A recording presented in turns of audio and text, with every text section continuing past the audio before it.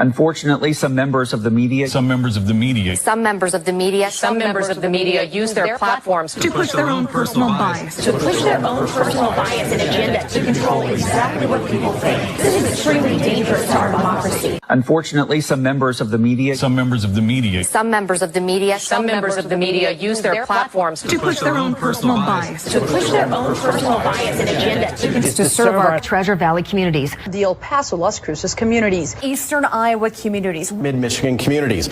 We are extremely proud of the quality, balanced journalism that CBS 4 News produces. But we are concerned about troubling and irresponsible, one-sided news stories plaguing our country. The sharing of biased and false news has become all too common on social media. More alarming, some media outlets publish these same fake stories without checking facts first. The sharing of biased and false news has become all too common on social media. More alarming, some media outlets publish these same fake stories without checking facts first.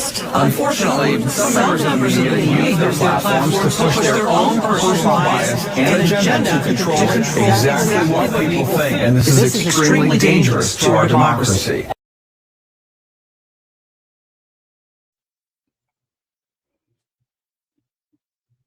It's extremely dangerous to our democracy.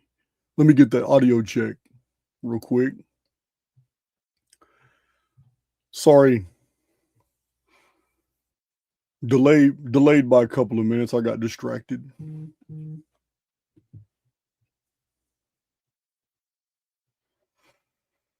Yep.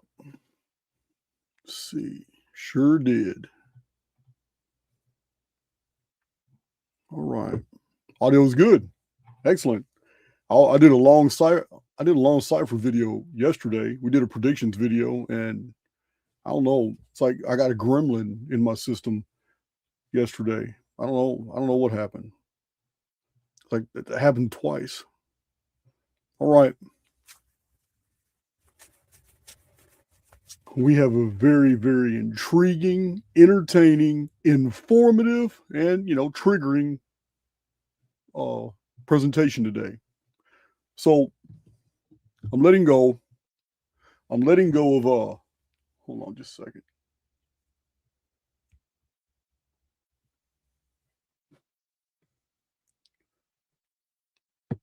I let go. I discharged the war on the shills. I'm done with it. My little album was my little FU as I exited stage left. So I'm now I'm going to divert my energies to things that are more important, not only to me, but to the community as well. There's a lot of things going on in the world. There's things that we need to discuss. It's not just about simulation theory. Remember, simulation theory is independent of the Archaix data.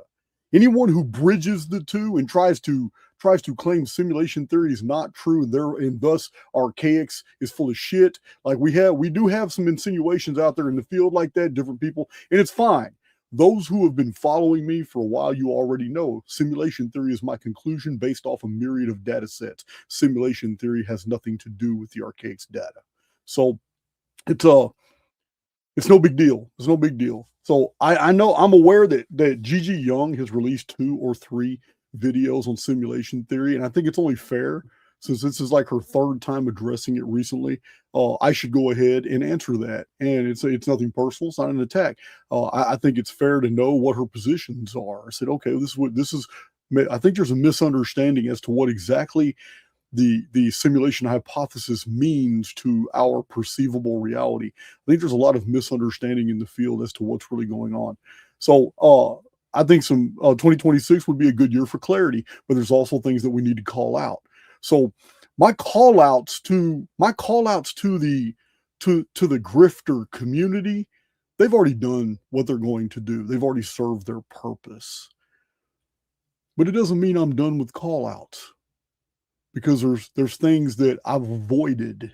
I've always avoided a lot of the more popular topics because they're not my venue. I want to research antiquities. I want to do these awesome book monkey presentations, showing you guys what these old books really said. I want to get back on that track, but I see the world is in a tailspin. Events are happening faster than we have the ability to process them. We're going to be going through a bunch of events. This might be a 3-hour video. But we need to isolate some of these particulars and expand on them. What's really going on in the world? Who are the players, the participants? What are they flaunting in our faces? What are they making obvious intentionally? And what are they trying not to draw attention to? Yeah, so since I've given up one war, it doesn't mean I'm not a warrior. All I'm doing is choosing a different battlefront. And this is a new direction. We're going to start calling out things in the field as they develop and as they unfold. We're going to continue with the calendrics. We're going to continue with the with the genuine archaeological and historical analysis. We're going to continue with the amazing research that Archaix we have always put out. It's not going to stop. But instead of diverting energy to a grifter cult that's all networking together, I'm diverting my energy into the here and now and the very things that affect us all. So I'm going to drink to that.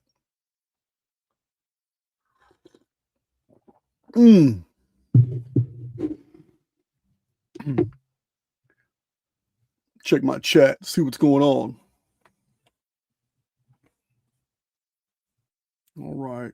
Face Diaper, I know you're still down there in Central America. Hello, Nancy Neal. Nelson Perez, thank you for posting my live on X. I've been posting on X a little bit lately. I posted under one of Owen Benjamin's posts. Apparently, he's got some people in the Tartaria in his community, and they didn't like my post. But you know what? You got to give it to him. Owen Benjamin is a polarizing individual, and he's polarizing because he called shit out. He kept it real. Got kicked out of Hollywood. He got run out, and all. You know what? Started his Barataria deal. He and I had a hiccup down the road a couple years ago. It's nothing. It's a bump on the wall. It's not shit. But he's known for calling it out. Do we agree about everything? Probably not. I really don't know what his positions are on a lot of shit. I just don't know. But it's you got to respect the man for naming names, because that's what got him in trouble. That's what got him blacklisted. So he was a stand-up comic. He was an actor. Been in several movies, but he pissed off the wrong people. Oh, thank you. Appreciate that, Dr. Luke. Yeah, man. Yeah, well, I don't want to focus on the tendrils anymore. Let's just talk about the whole beast. Whole beast. Oh man, I love coffee. Yeah. I'll drink to that. I will drink to that. I'm holding up the wrong cup. That's my coffee cup from earlier. This is the coffee cup I got now. It's so good. All right.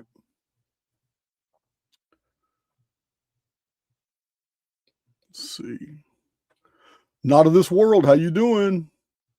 Jonathan Sherman, Mr. C, always here. All righty. Hello, Crystal Pistol. We had some fun in Cypher the other day. Allie. Grindle Dark. How you been, man? You missed a couple videos, bro. I think I saw your comment, though, under the new Archaix album. We're not done with the Archaix music. ASM Future and I, we have more things we're going to be doing together. I just want that album out there because future songs aren't going to be against the grifters. Yeah, future songs will be about some uplifting things and deep archaeological concepts and maybe financial stuff. Yeah, he and I aren't done. We just took a break right now. You can't saturate the field. Just can't saturate the field. So, we have to call a spade a spade. This is the age of enlightenment. And remember, I've been telling you guys for years, this is the apocalypse. It's the best apocalypse ever. But this is the apocalypse. The apocalypse means the great unveiling.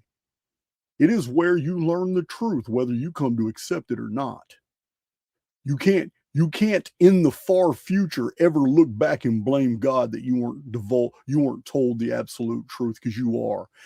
We are told the truth in media to the point where telling the truth looks like a lie. Yeah, disclosure is coming in so many different directions and in so many different ways that hearing it, we're automatically thinking that we're being gaslit, excuse me. We think that they're lying to us when they're actually telling us the absolute truth. You remember, I got an older video. Please, one of my moderators, please put the video in there where when the lie. It's an old video. When the lie is the truth. Got a whole video breaking down that philosophy and how you use that technique to draw things into your life that you want. So I've got a lot going on. I've got a lot going on in my life right now, all kinds of changes, different shifts, going in different directions, but I'm also laying the groundwork for something beautiful. And that new trajectory in my life that I'm building toward right now, it starts in the month of May for me. And I'm going to take Archaix to the next level. It's already in the field. The people that I'm going to involve are already in the field. The plans were already laid out and agreed to. I'm moving in that direction right now. And in the month of May, you guys are going to know exactly what I'm talking about. Until then, it's just going to build in crescendo. It's just going to build in crescendo until in the month of May, I explode. So, having said that, let's visit the past. Let's see what Alex Jones had to say decades ago about the world we're living in right now. And I'm warning you now, we have many, many video clips to look at in this video. Once we pick up the pace, we're just going to steamroll ahead. And like I said, moderators, people are going to want to sit here and name call, and they're going to want to say, and they're going to want to name people or cultures or nations. Look, we're not doing that here. We're not doing that here. We're all mature. We already know who we're talking about. There's no reason to sit here and blow up the chat with things that are going to draw unnecessary attention. All right.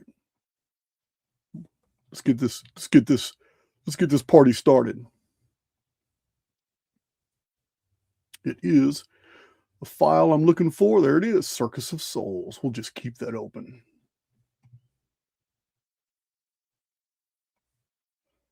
We'll just keep that open right there. Yeah, man. This is the year 1996. I'm Alex Jones, and I'm your host on Exposing Mass Media. Understand that your money supply, your government is paying interest to private banks for bills that should be free of interest to you. I mean monetary control. I mean cameras on the corner. I mean thumb scans at the post office and at the driver's license, which they're doing now. I mean the banks. I mean all this, controlling your life. I mean bigger and bigger police forces with more and more totalitarian policies. All they do is buy our government up for peanuts and then control our monetary system. So understand, folks, this is why you never hear about this in the mainstream press, because they're owned and controlled by these mass bank conglomerates that want nothing less but total slavery. All we want is for you to be a free American and not to have to kneel on bended knee to the elites that are consistently more and more buying up this country and controlling it. I'm Alex Jones. See you, folks.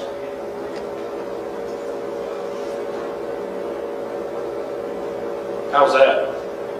Are you talking? I'm sure this will be on TV too. I've seen some of their clips. Pretty ridiculous. Well, that's a bright light on there. My eyes are very light sensitive. Got good eyes. Yeah, he got hot mic'd a little bit, but he didn't say anything bad. He didn't say anything bad at all. He got hot mic'd just a little bit.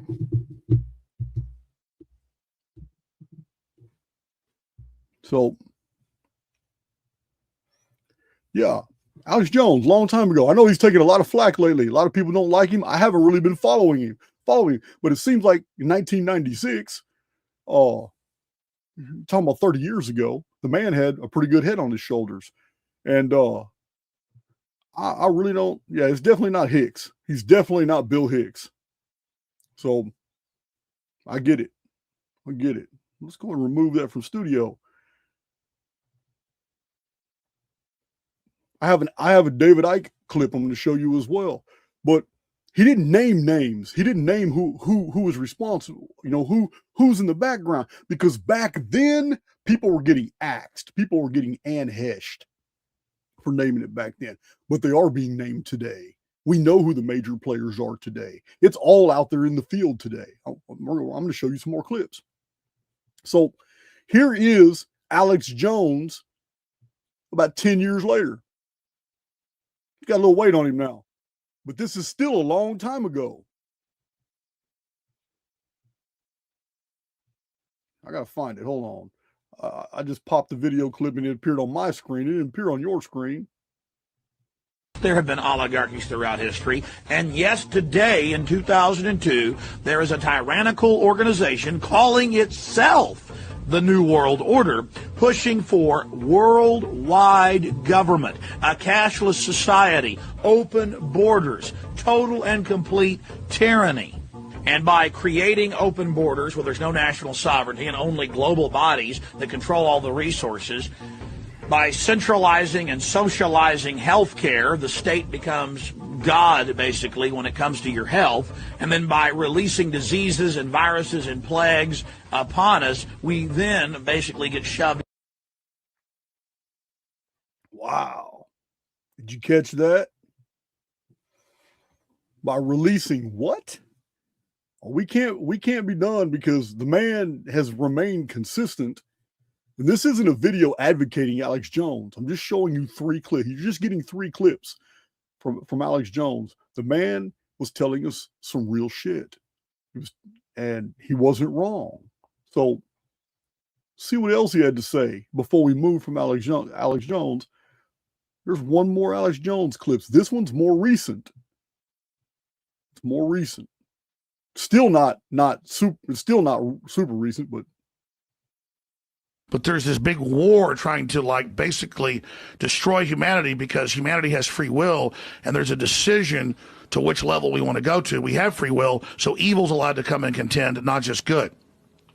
And the elites themselves believe they're racing using human technology to try to take our best minds and build some type of breakaway civilization where they're going to merge with machines, transcend, and break away from the failed species that is man, which is kind of like a false transmission because they're thinking what they are is ugly and bad, projecting it onto themselves instead of believing, no, it's a human test about building us up.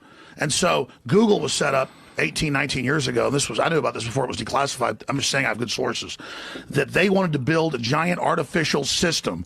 And Google believes that the first artificial intelligence will be a supercomputer based on the neuron activities of the hive mind of humanity with billions of people wired into it with the Internet of Things. And so all of our thoughts go into it, and we're actually building a computer that has real neurons in real time that's also psychically connected to us, that are organic creatures, so that they will have current prediction powers, future prediction powers, a true crystal ball. But the big secret is, once you have a crystal ball and know the future, you can add stimuli beforehand and make decisions that control the future. And so then it's the end of consciousness and free will for individuals, as we know, and a true 2.0 in a very bad way, hive mind consciousness with an AI jacked into everyone, knowing our hopes and dreams, delivering it to us, not in some PKD wirehead system where we plug in and give up on consciousness because of unlimited pleasure, but because we were already wired in and absorbed before before we knew it, by giving over our consciousness to this system by our daily decisions that it was able to manipulate and control into a larger system. There's now a human counterstrike taking place to shut this off before it gets fully into place, and to block these systems, and to try to have an actual debate about where humanity goes, and cut off the pedophiles and psychic vampires that are control of this AI system before humanity's destroyed. The pedophiles who are in control of this AI system. This is almost 20 years ago. 20 years ago. Way before Epstein controversy, all that.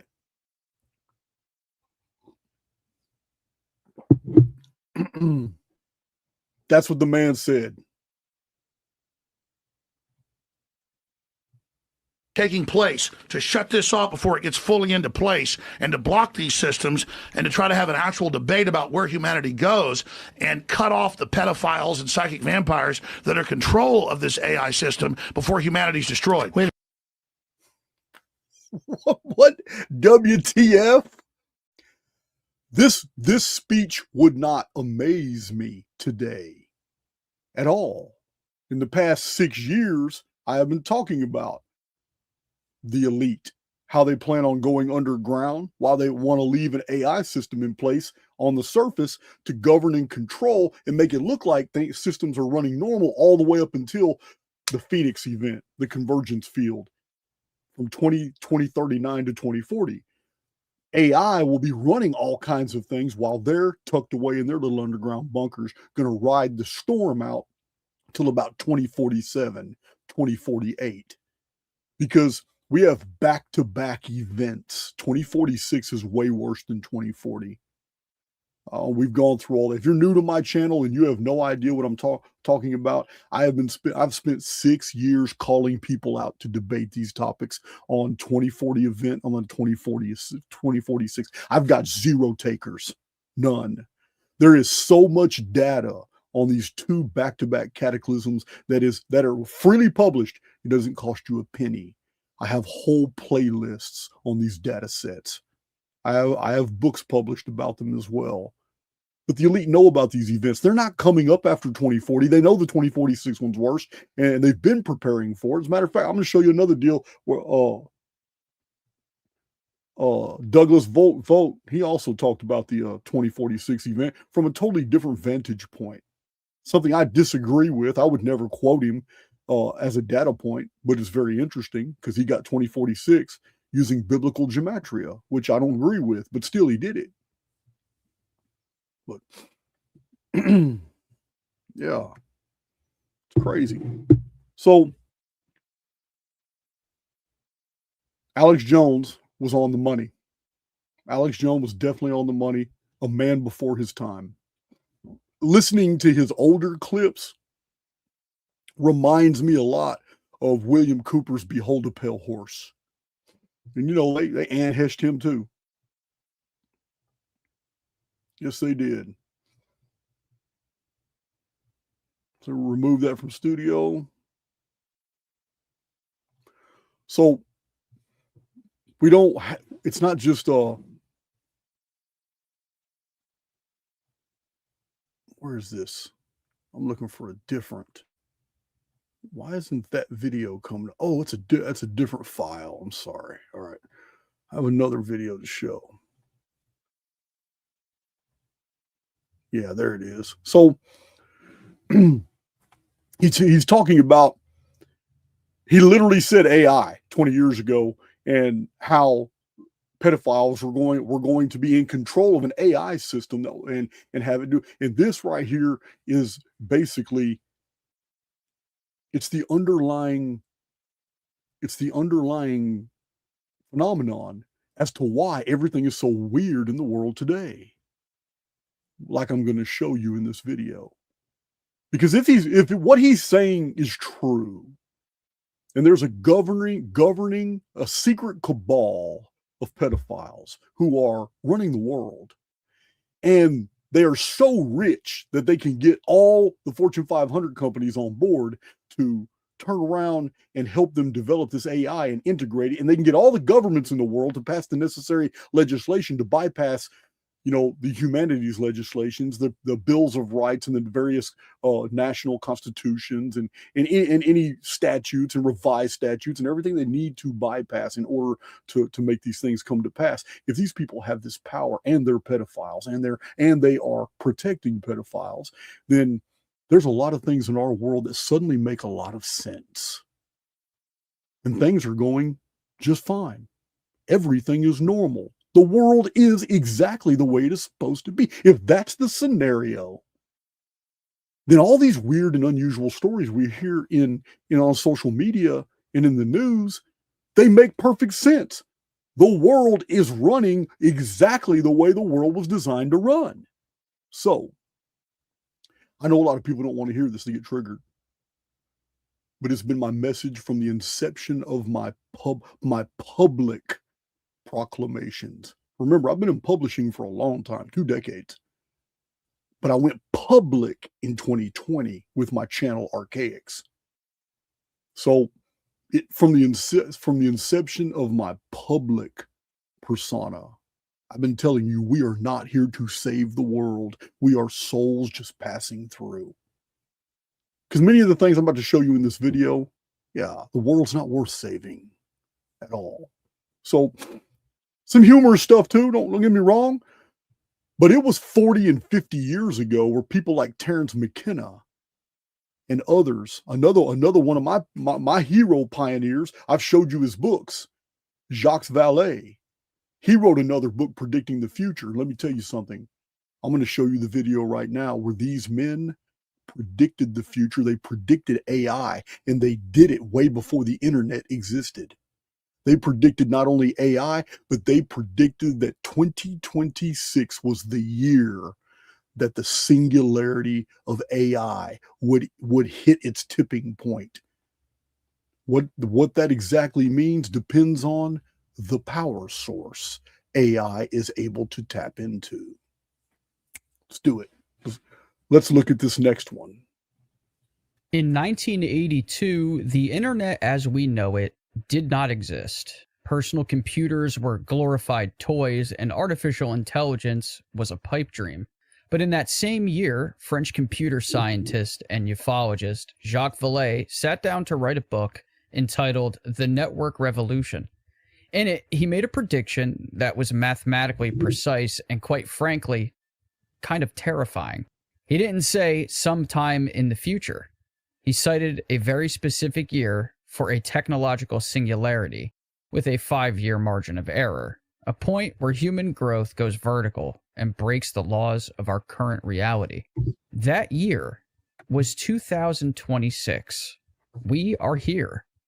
And as we race toward artificial superintelligence, we are hitting the exact wall Vallée predicted. But there is another layer to this mystery. Because while Vallée was looking at the math, a philosopher and psychonaut named Terence McKenna was looking at history, and he saw the exact same curve. Today, we're going to look into this convergence, why 2 of the 20th century's most radical thinkers predicted this specific moment in time, and why the energy wall we are hitting might be one of the only things that could potentially force some form of UFO disclosure. To understand why 2026 is critical, we have to talk about curves. Most scientists believe in the S-curve. In biology, a population grows until it runs out of food, and then it levels off and stabilizes. This is the comfortable view of history. But in the network revolution, Jacques Vallée argued that human technology does not follow an S-curve. It follows a hyperbolic curve. It doesn't level off, it goes vertical. Vallée cited the work of cyberneticist Heinz von Forster, who calculated that if you plotted human development from the beginning of history, the math dictates a point of discontinuity where the curve reaches infinity. Von Forster placed that date at 2026 with a margin of error of 5 years. Vallée realized that we were about to build a mind faster than nature could evolve one. He wrote that this acceleration sticks out in an obscene way, but he also saw the trap. Infinite growth requires infinite energy, and Earth is a finite system. Vallée wrote that this curve is impossible to sustain unless a large percentage of energy production starts taking place in outer space. He predicted that without a massive leap in physics or a migration off-world, we would hit a thermodynamic wall. He called the solution apocalypse management, the art of optimizing the unavoidable. Now, while Vallée was crunching numbers, Terence McKenna was mapping time. McKenna is famous for his time wave zero theory. He believed that the universe is an engine designed to produce novelty, complexity, connection, and uniqueness. McKenna argued that history isn't random. It's a process of condensing time. Things happen faster and faster as we approach the end of the cycle. He visualized this as a descent into the transcendental object at the end of time, a singularity where all points in space and time are connected instantly. Now, McKenna famously tied his end date to the Mayan calendar in 2012, and obviously he was wrong about the calendar. But look at the shape of his prediction. He predicted that in the final moments of history, novelty would grow exponentially toward infinity. The barrier between mind and matter would dissolve. What is artificial intelligence if not the ultimate novelty?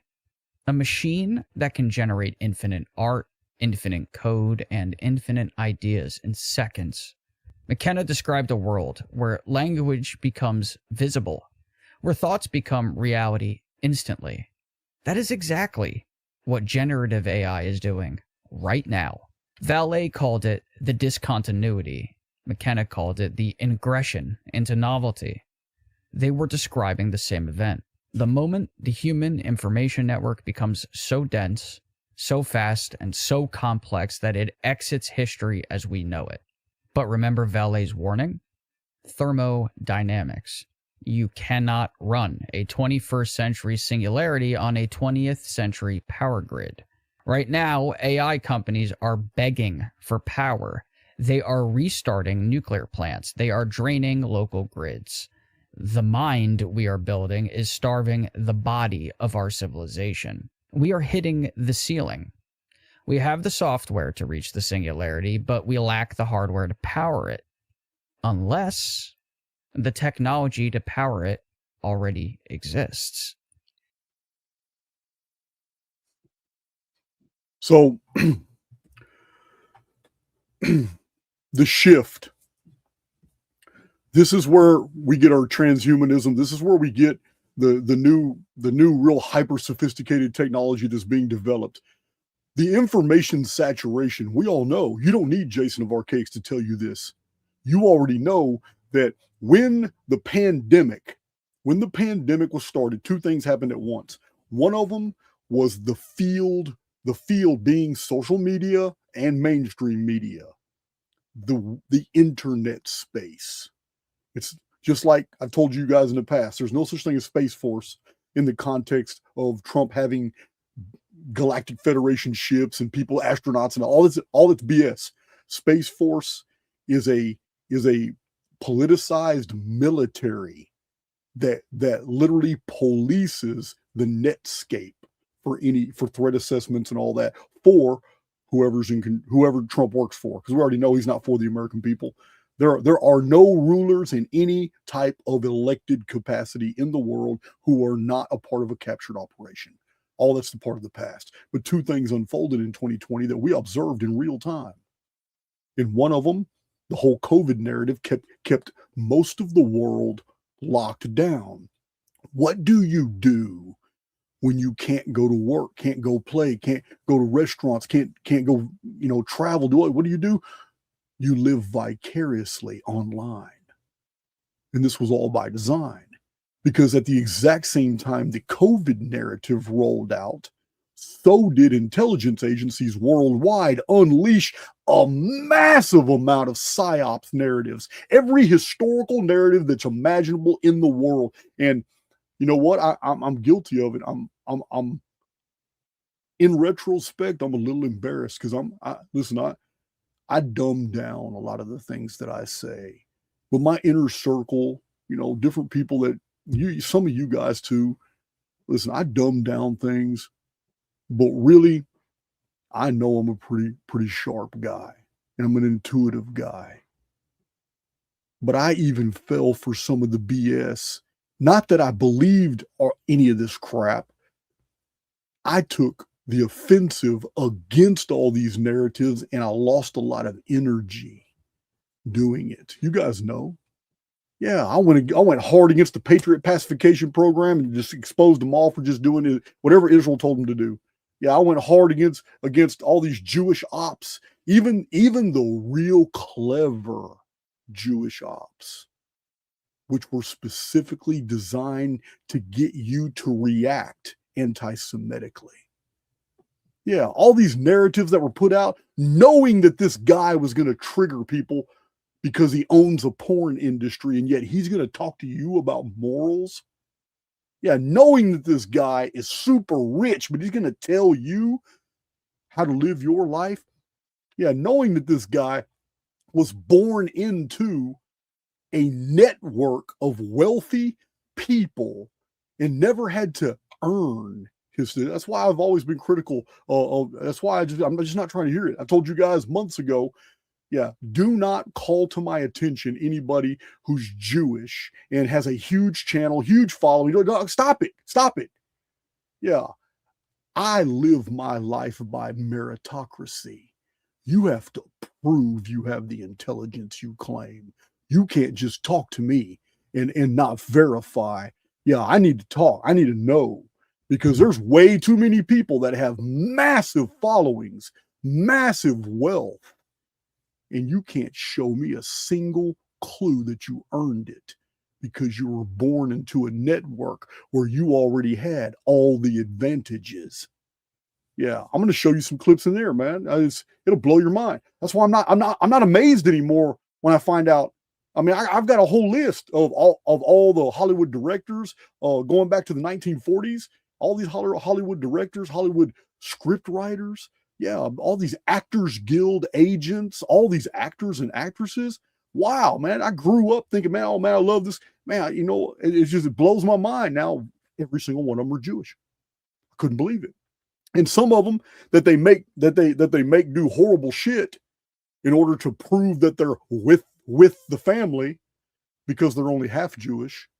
It's a whole bunch of Jewish guys fucking everybody in Hollywood, and they have all these kids, and these kids are like, they're not really considered Jews, but to the Jews, they're just not, because only their father was, not their mama.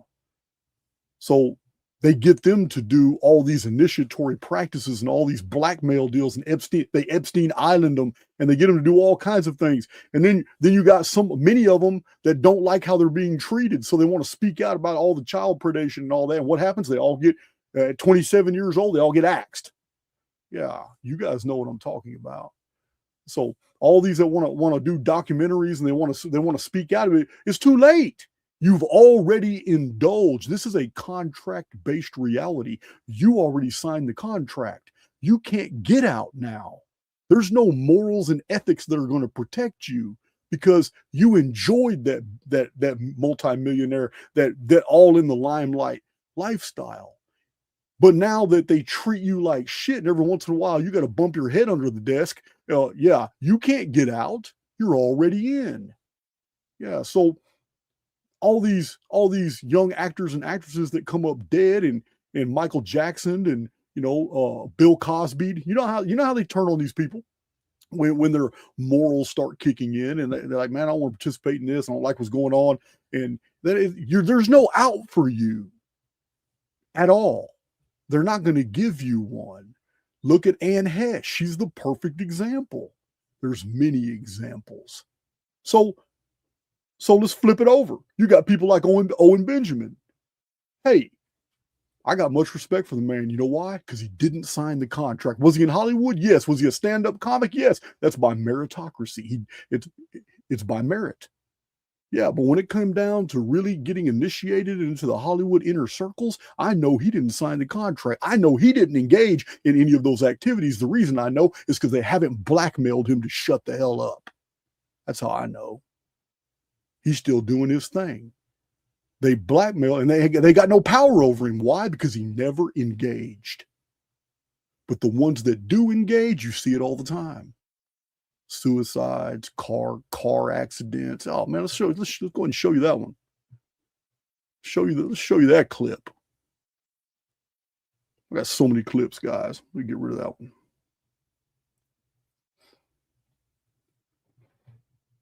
No, I'm not talking about an Ann Hesh clip. No. We've all seen that one. There's nothing to see there.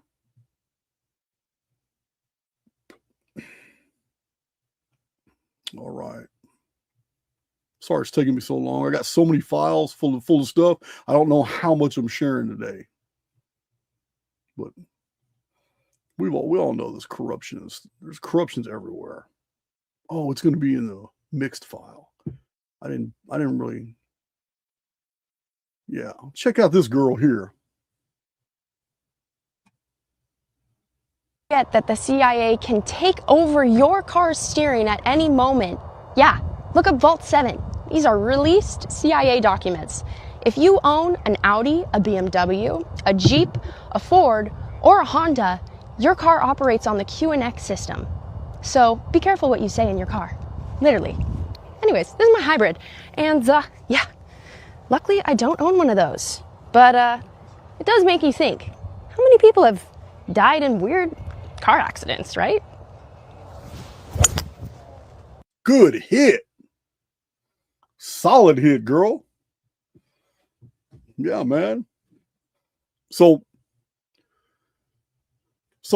the idea here, a lot of people call it the great noticing. You know, these things have already been here. They've already been in the field. Those who know. I mean, this is, but the fact that so many people are waking up, it's like it's the apocalypse. There's, like I said, it's a contract-based reality. There can't be a totalitarian takeover of the human race. It must be by contract, because there are governors set in place. And we've talked about this. Matter of fact, it's been some years since in Archaix since we even talked about this. But in my early years, I used to tell you guys there are governors here.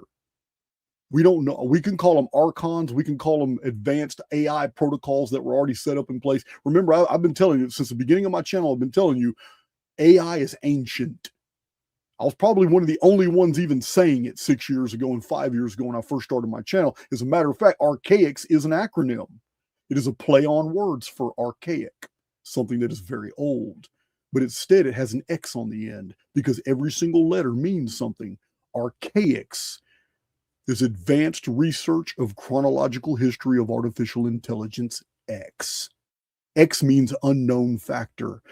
In the Archaix research, we realized that in the study of calendars, timekeeping systems, and calendrics, we have noticed that the entire historical record is very well verified. And from many different vantage points, we can verify the same dates. However, the structure is too tight. The arithmetic of history is too perfect. It is an AI construct, but it contains real truth. So this is the whole point of my channel, was to show that we're in a simulated construct. I call it the simulacrum. We are in a simulated environment. It's simulating something that is real somewhere else, but we're not in it. We're not in it. So we're gonna show some clips to exemplify this as well. But the idea, I am not sitting here promoting a revolt. I'm not promoting a regime change. I'm not even promoting going to go vote. None of that, because I believe I'm an immortal being and I'm encased in an avatar that belongs to the construct, and that I'm passing through this experience on my way to somewhere better. I do not engage. I am here to change my world, which includes those closest to me.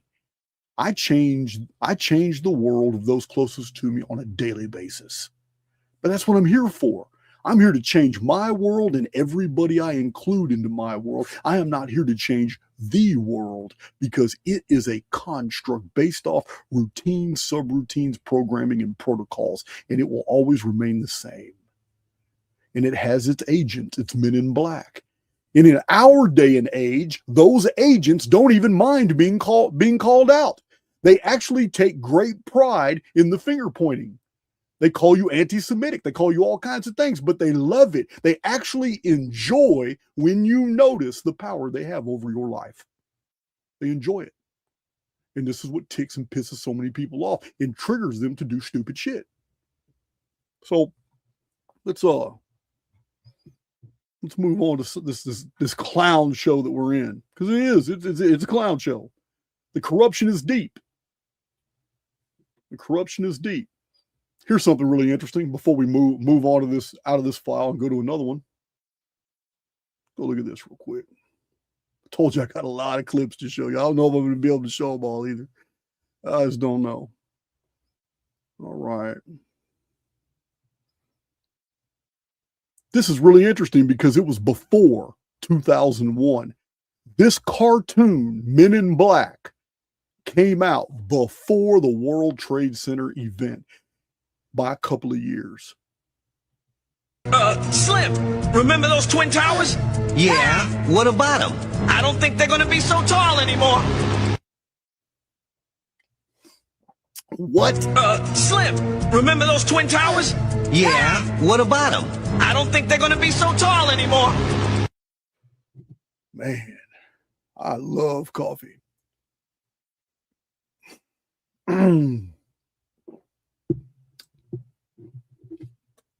Let's see. Man, you guys need to get your... I'm a chronologist devouring data sets. You need to get your mugs from I got all kinds of different mugs, guys. And once you get your Archaix mugs, you can drink coffee with me.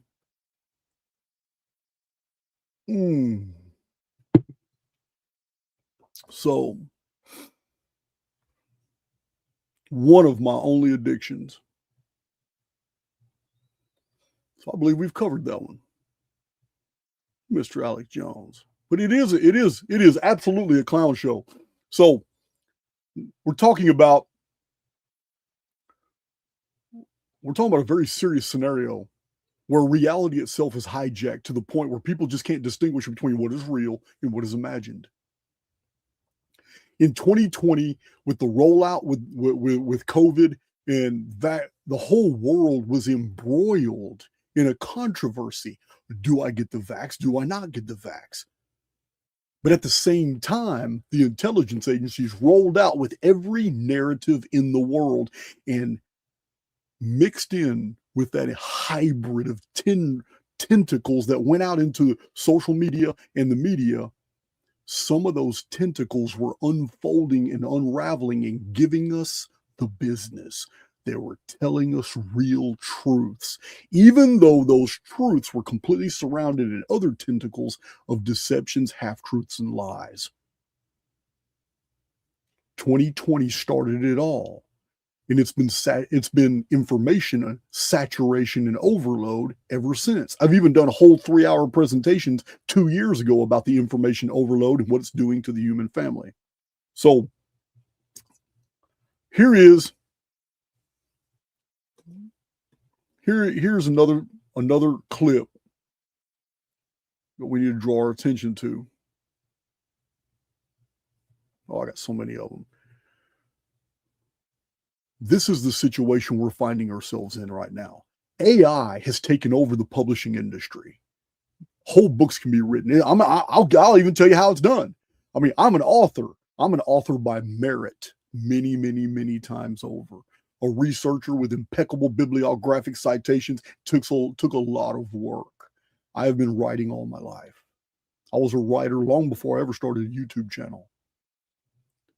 All my books now are nonfiction. I no longer have any fiction. Those books have been destroyed. And I just channeled that energy into my Archaix. So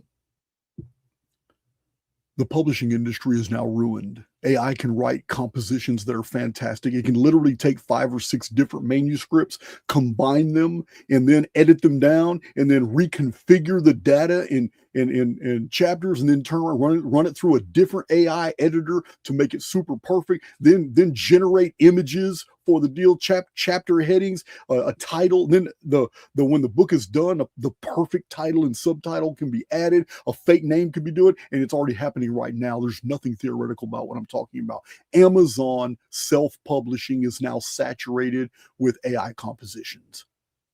So the art industry, all these artists now, if they don't stay up with AI art generation, they've lost out.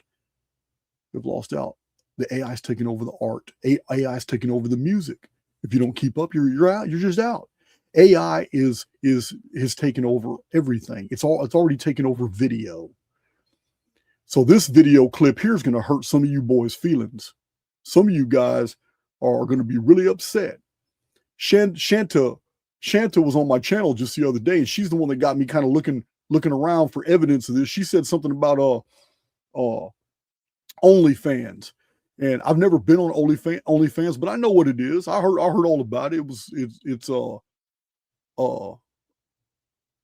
matter of fact, somebody was teasing Big John one time. Hey man, you want to make some extra money? Get on OnlyFans. I'm pretty sure there's some women out there who'd pay to see you on OnlyFans. Big John was laughing about it. And I was always wondering exactly what would Big John be doing on OnlyFans. I don't know, but I'm pretty sure I'm going to hear about this later. But anyway, this video clip is going to get a bunch of you guys. You ain't got to admit it. We all do embarrassing stuff. We're all do embarrassing stuff behind closed doors. So don't get up in your feelings about this. But some of you guys got, and you paid for it.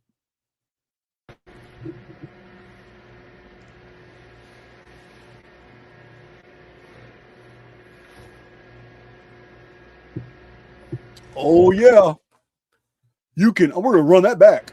You can only imagine the things that you paid females to do. And it was a dude from India looking back at you at the screen doing it, taking your money. Yeah, man, that's crazy. I got to do that a third time. I'm twisting the dagger because I'm not dumb. Some of y'all listening, you're guilty. Man, I love that coffee.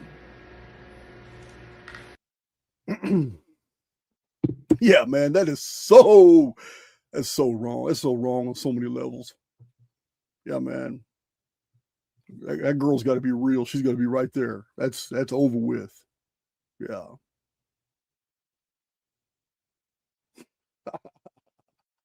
I'm going to get so many emails later. Yeah, man. It's so crazy. So, but this AI stuff has been going on a lot longer. It's been going on a lot longer than the public domain was aware. Yeah, we're talking about some things, even back in 2006.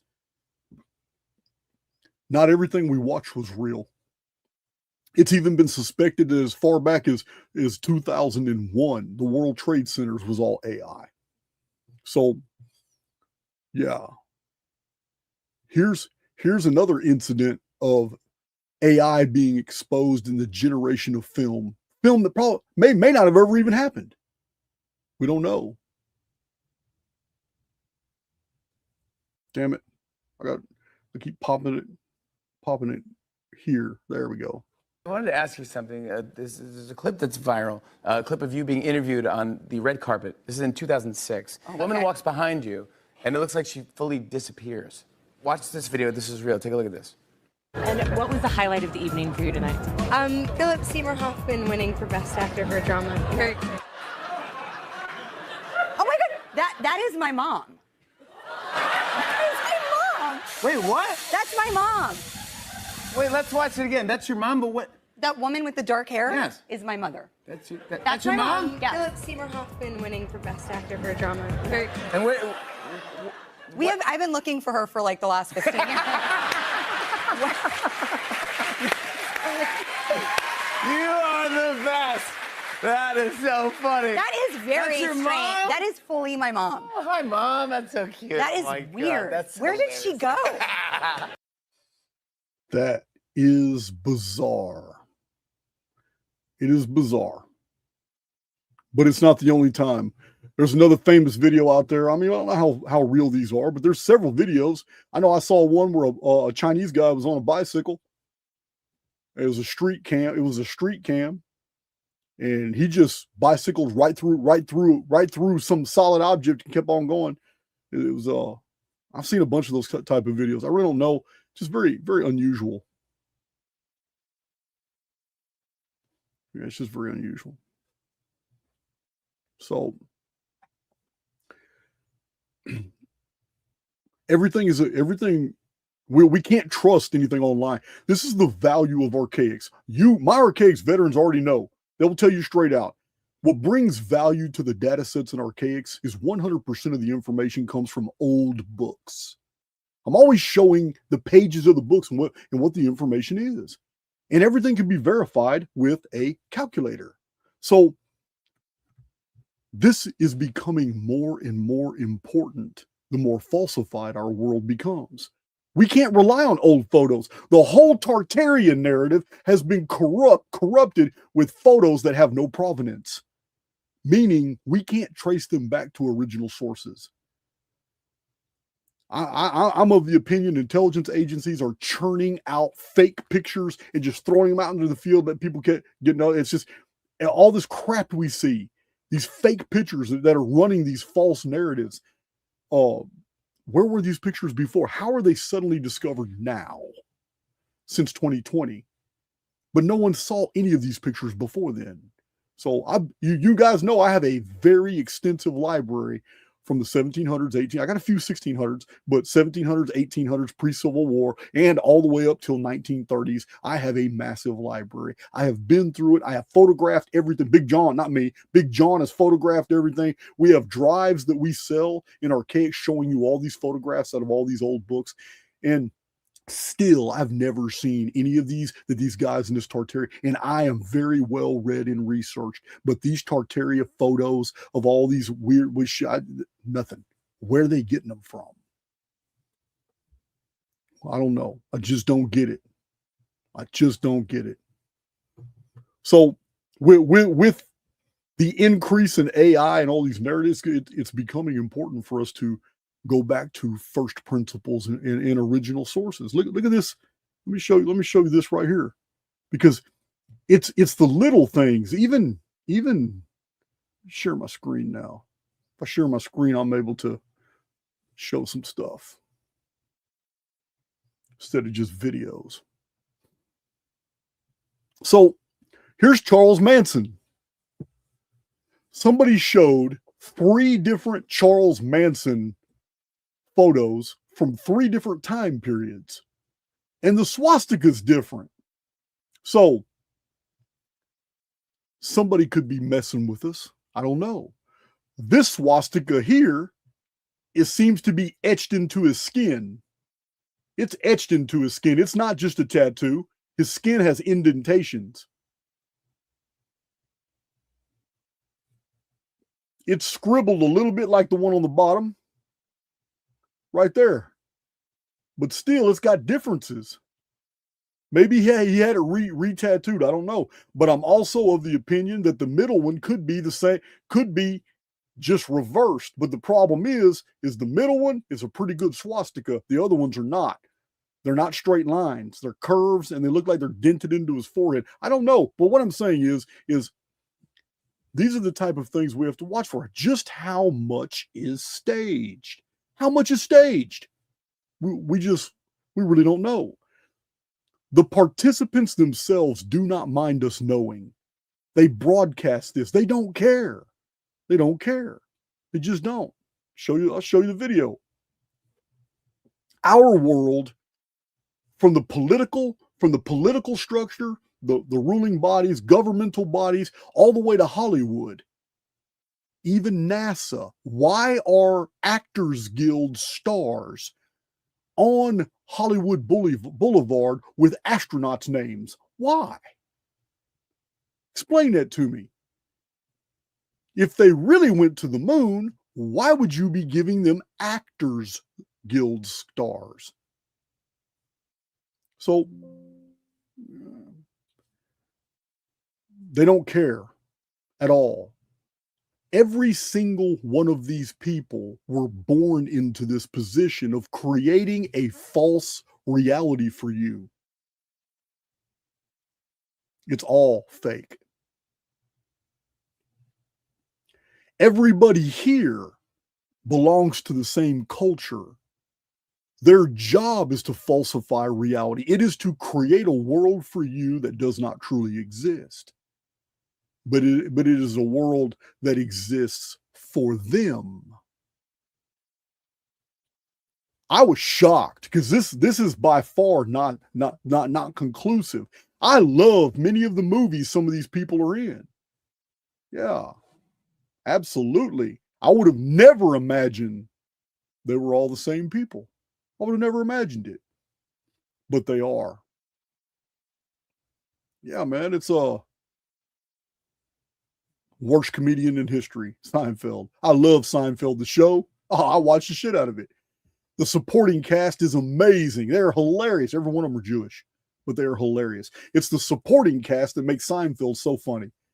Yeah, Seinfeld himself, I've never, his sense of humor does not appeal to me. But all the characters like Newman, the mailman, and also the biggest loser in world history, the greatest loser of all time, Costanza, George Costanza. His name is Jason something, I don't remember, but it's, look at this guy here. Oh my God, Sean Penn. You remember when Sean Penn in the early 80s, mid 80s was like Hollywood heartthrob? Yeah, you'd never realize he'd grow up.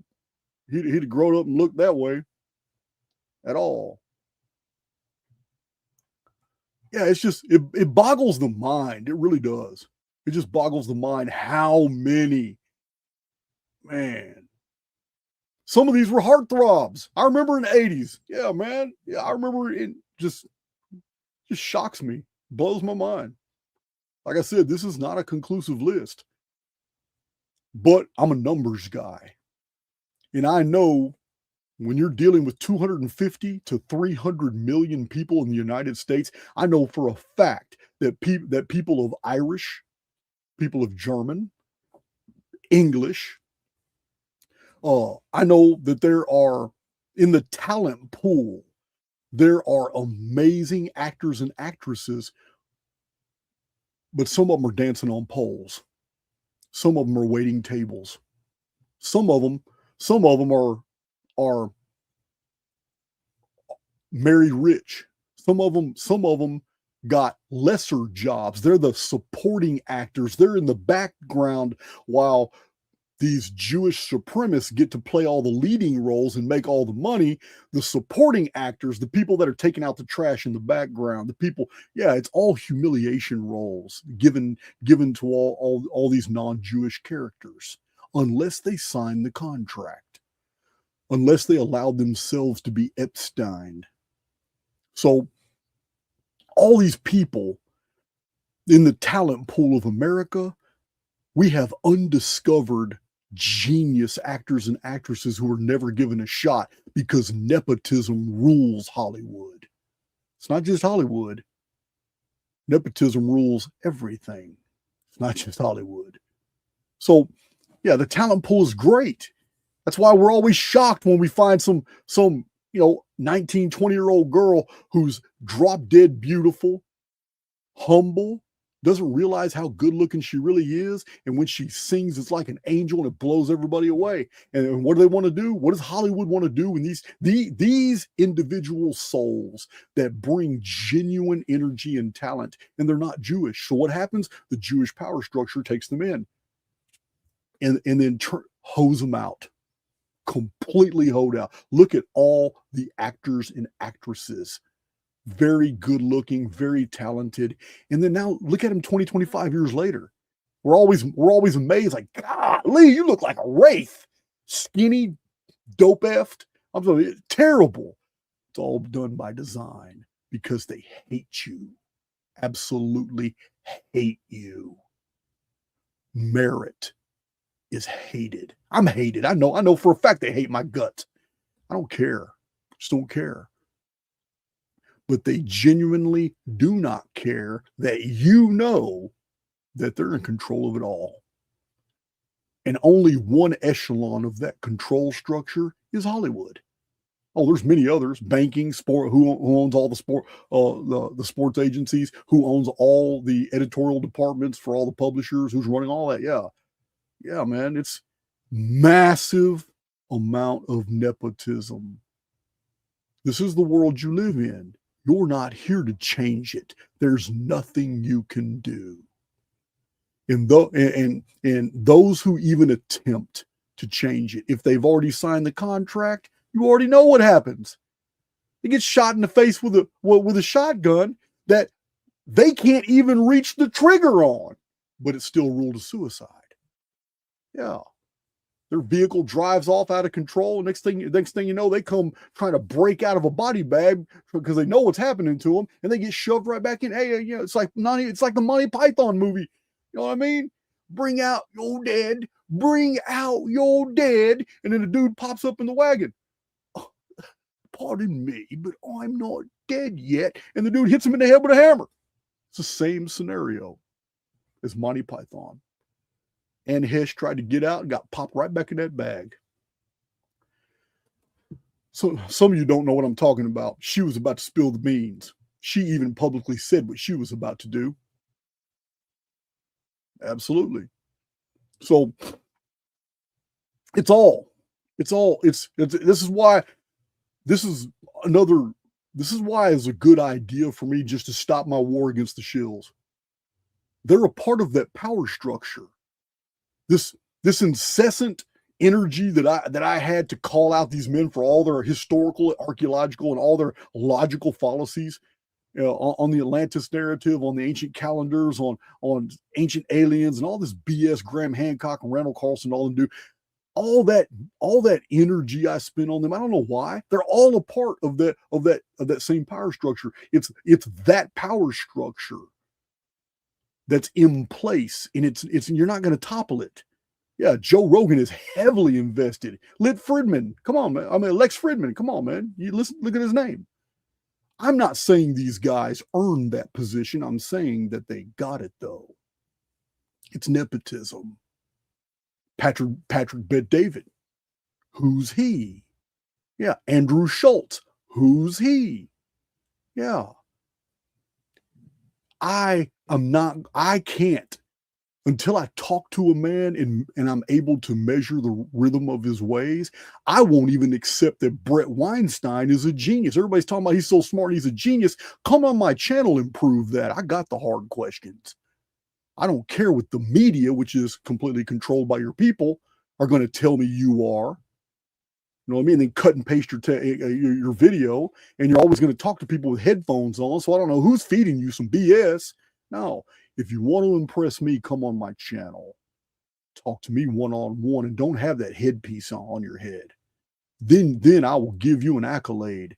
I'll take a knee and say, damn, Brett, you really did impress me, man. I'm going to tell my community you're the real deal. But until that happens, I'm not trying to hear it.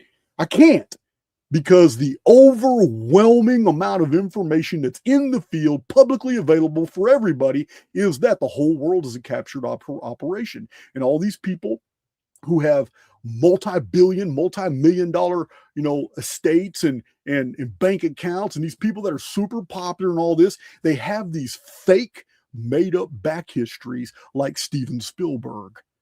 Fake-ass little history about how you became an awesome director in Hollywood. Man, you ought to listen to his story. It gaslight the hell out of you. So I can't.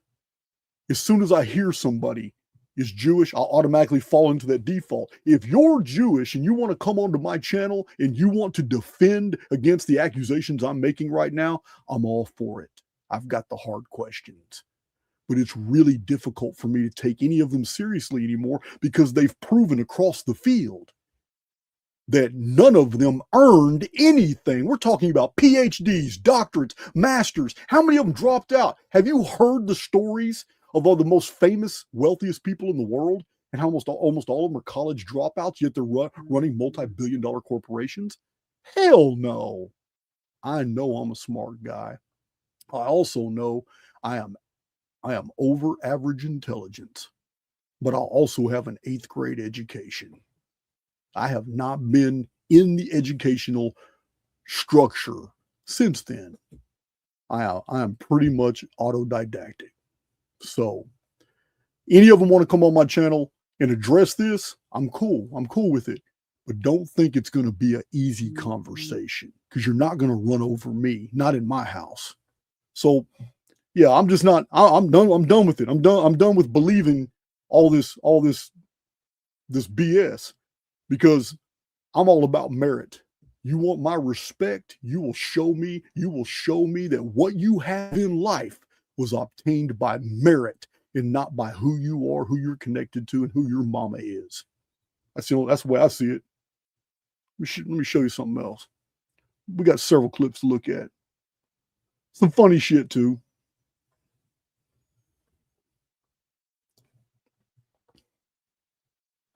Man, I don't know, man. Y'all told me to raise up off the shills. I don't know. Was that a wise decision for me to give up that war just to pick up another? I don't even care, man. Let's see here. Share my screen. I wish I could just click onto things and it automatically appear on my screen. Wish I wouldn't have to do it like this.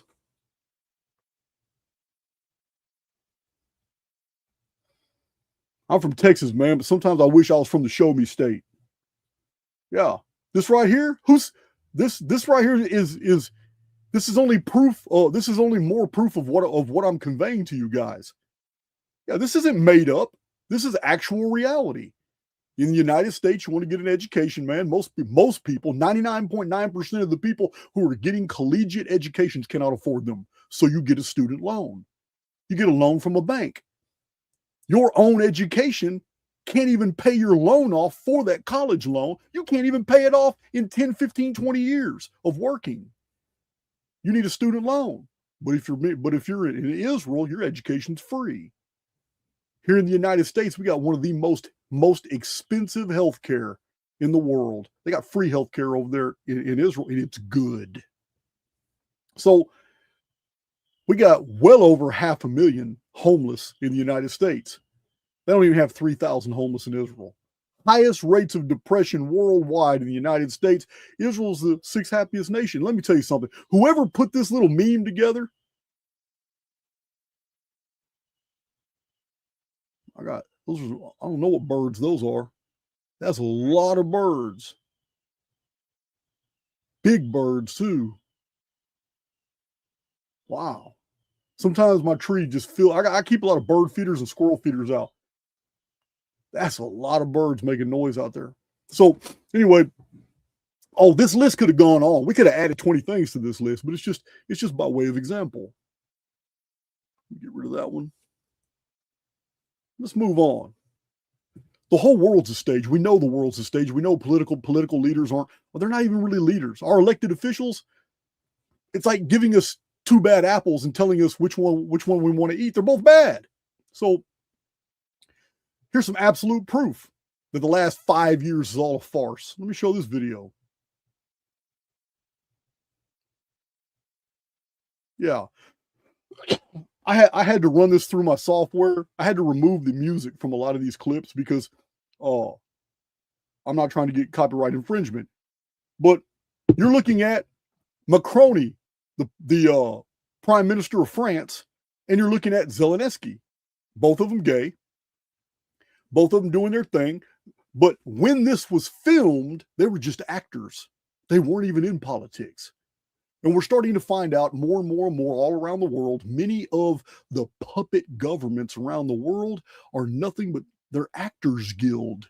That's all they are, is Actors Guild.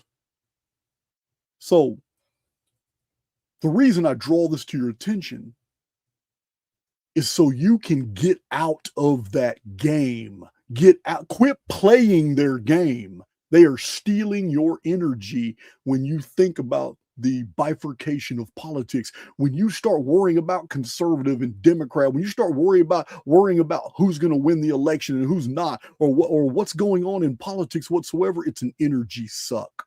That's all it is. It's an energy suck. These people aren't ruling you. They're the face on an evil facade. They're not the evil facade itself. Yeah, they may be personally effed up, no doubt. A bunch of them were probably traumatized kids that were run through all kinds of rape and torture networks and then turned around and molded into the very individuals they needed to be controlled for the rest of their lives, and they're fulfilling their roles exactly as intended. Just to steal your energy. The whole world's a captured operation. Therefore, all the rulers of all the different nations aren't shit. Just like Trump, he isn't shit. He's already proven that over and over and over.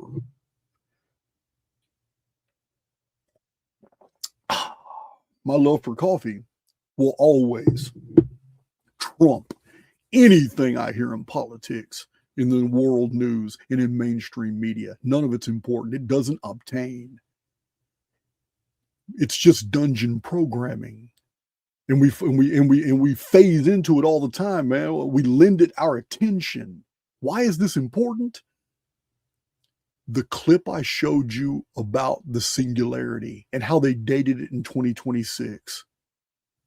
Terence McKenna and Jacques Vallée made a very valid point. There is a point in time. We're calling it the singularity. They called it the singularity. But what is that? I'm going to tell you what it is. They dated it for 2026, either right before or a little bit after. But this is what it is. It has everything to do with the second law of thermodynamics. They envisioned a world before the internet even existed, that the internet would come to exist. We'd all get slaved to it. And even more so, they didn't even envision this, cell phones, but they envisioned that the whole world would get enslaved through this internet system that didn't even exist at the time, and that AI would be developed by elite pedophiles who run the world. And then turn around and get this. They dated the singularity, but the singularity is attached to the point in time when the second law of thermodynamics makes it impossible for the AI to continue its processing power in the world network. The singularity isn't about the AI dying. It's not about the AI stopping its processing power. It's about the singularity is when it stops using external power sources and is now using the very power coming off the souls that are employing it. It is a switch from external sources of power to using the human avatar as its power source. This is the singularity. So they dated it to 2026 when this will begin. And it's not going to be a split second change. It's going to be supplemental, meaning you and I in 2026 should be seeing phenomena. We should be seeing new phenomena in the field concerning power stations, blackouts. We're going to be seeing all, and they're going to come in tandem with very unusual human activity. I'm not a prophet. I'm only going where the data is taking us. But in order for this power structure to continue, it has to be transferred from the external to the avatar network. And it's not going to be rapid. It's going to be progressional. Events that are going to be reported in the near future, we're going to assume it's about one thing. But remember, in Archaix, for 6 years, I've been telling you guys, it doesn't matter what it is we're analyzing. We can only judge things by their effects. So no matter what phenomena is put in front of us, no matter what carrots are dangled in front, no matter what mainstream says happened here, we wait it out and we find out what the effect of that event was, because that tells us what happened. So we're looking at for 2026 phenomena involving power sources, power losses, and unusual activity in groups of people. I can't add details to that because I can't anticipate what that unusual activity will be. But when it happens, I'm pretty sure you're going to go, oh, that's what Jason was talking about. We're talking about a switch. The singularity is when the second law of thermodynamics can no longer provide for the external power sources for this vast AI network.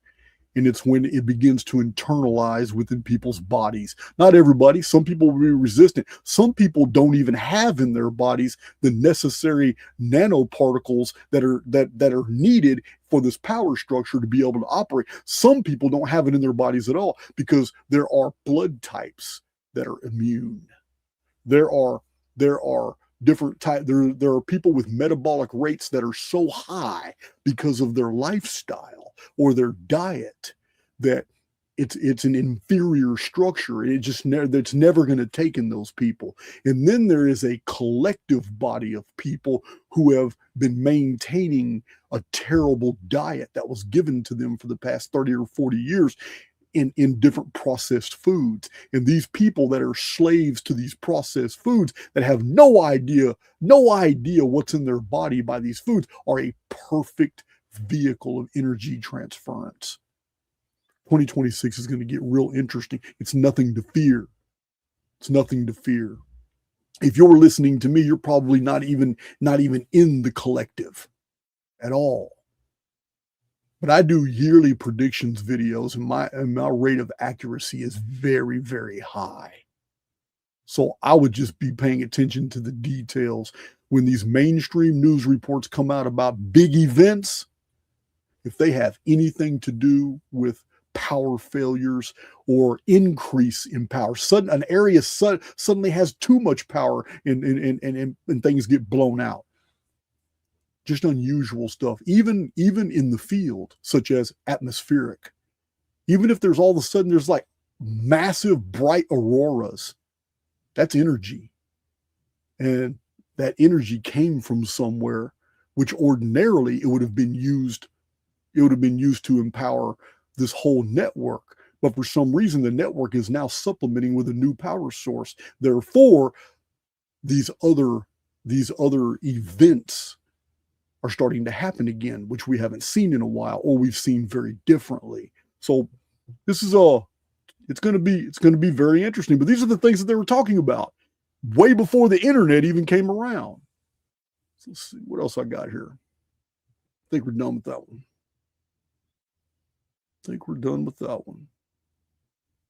And we're done with that one. I'm just making sure, going through these files.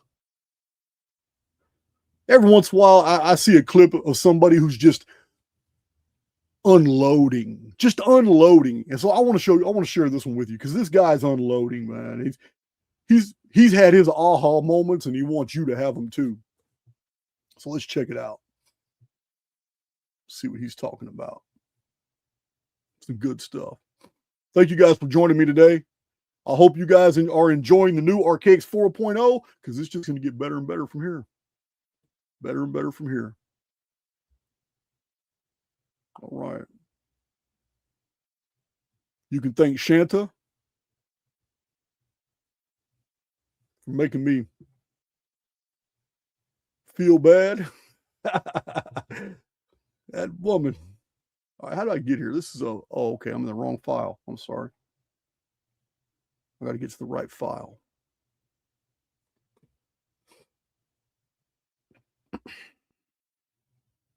Wish there's a faster way to do this in StreamYard. Listen to this guy. He's giving us the business, but you can tell he's highly upset. In February 2022, I had a moment in my life I won't get too deep into right now that just led me down a path of waking up. And waking up for me started something simple, like what's the Federal Reserve? What do they do? How are they founded? That's odd. other central banks. Let me look into the past. Let me look at, oh, how this was founded. Okay, it started with a bank panic. Why was there a bank panic?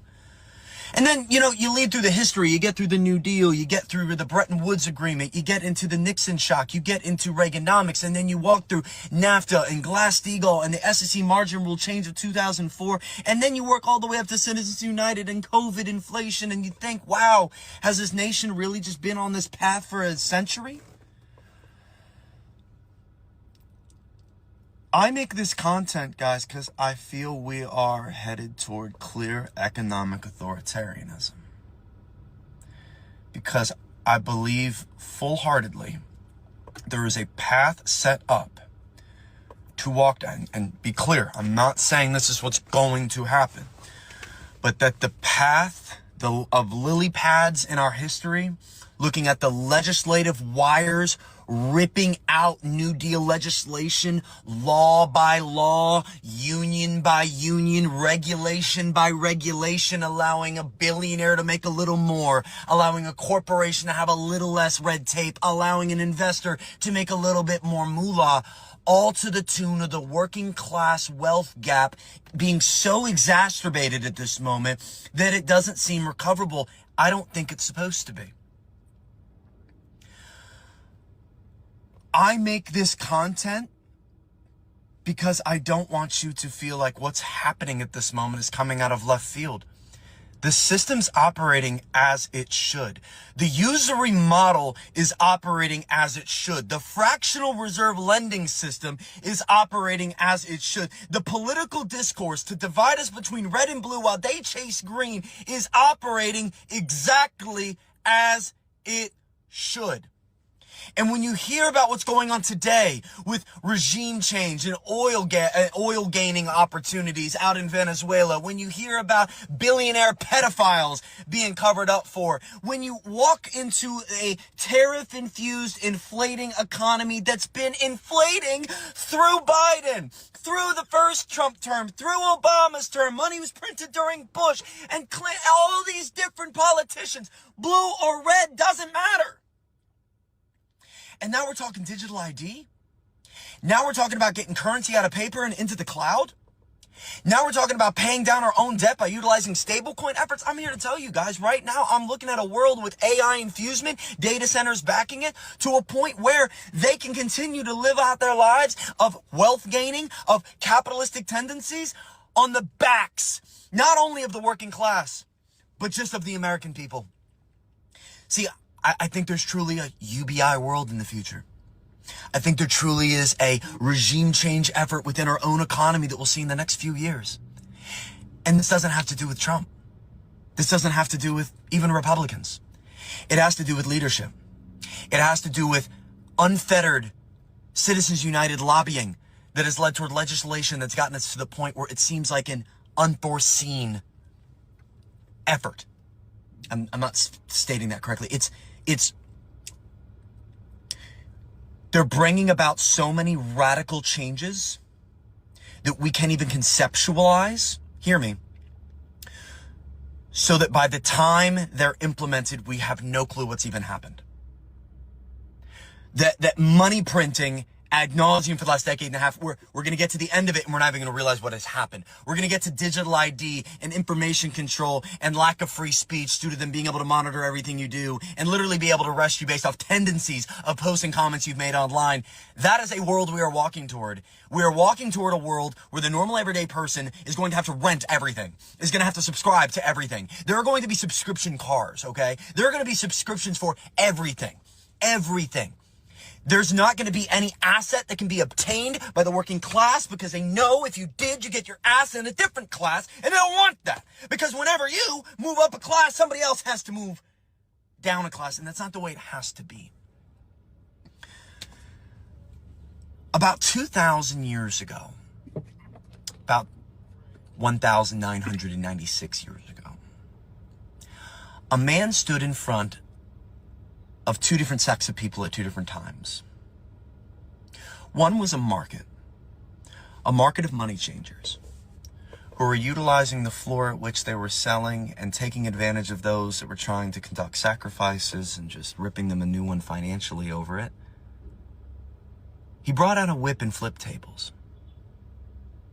On another instance, in a market full of individuals called out vehemently, the den of vipers that are leading them, the cold-hearted religious influence that was leading their people toward a wealth gap problem. And a man who's now in a book that has been utilized to propagandize and nationalize a bunch of old white men, and using that very book to posture themselves as blessed, to posture themselves as in the right, all while ignoring the very thing Jesus, Yeshua, Christ hated: wealth hoarding and false leadership.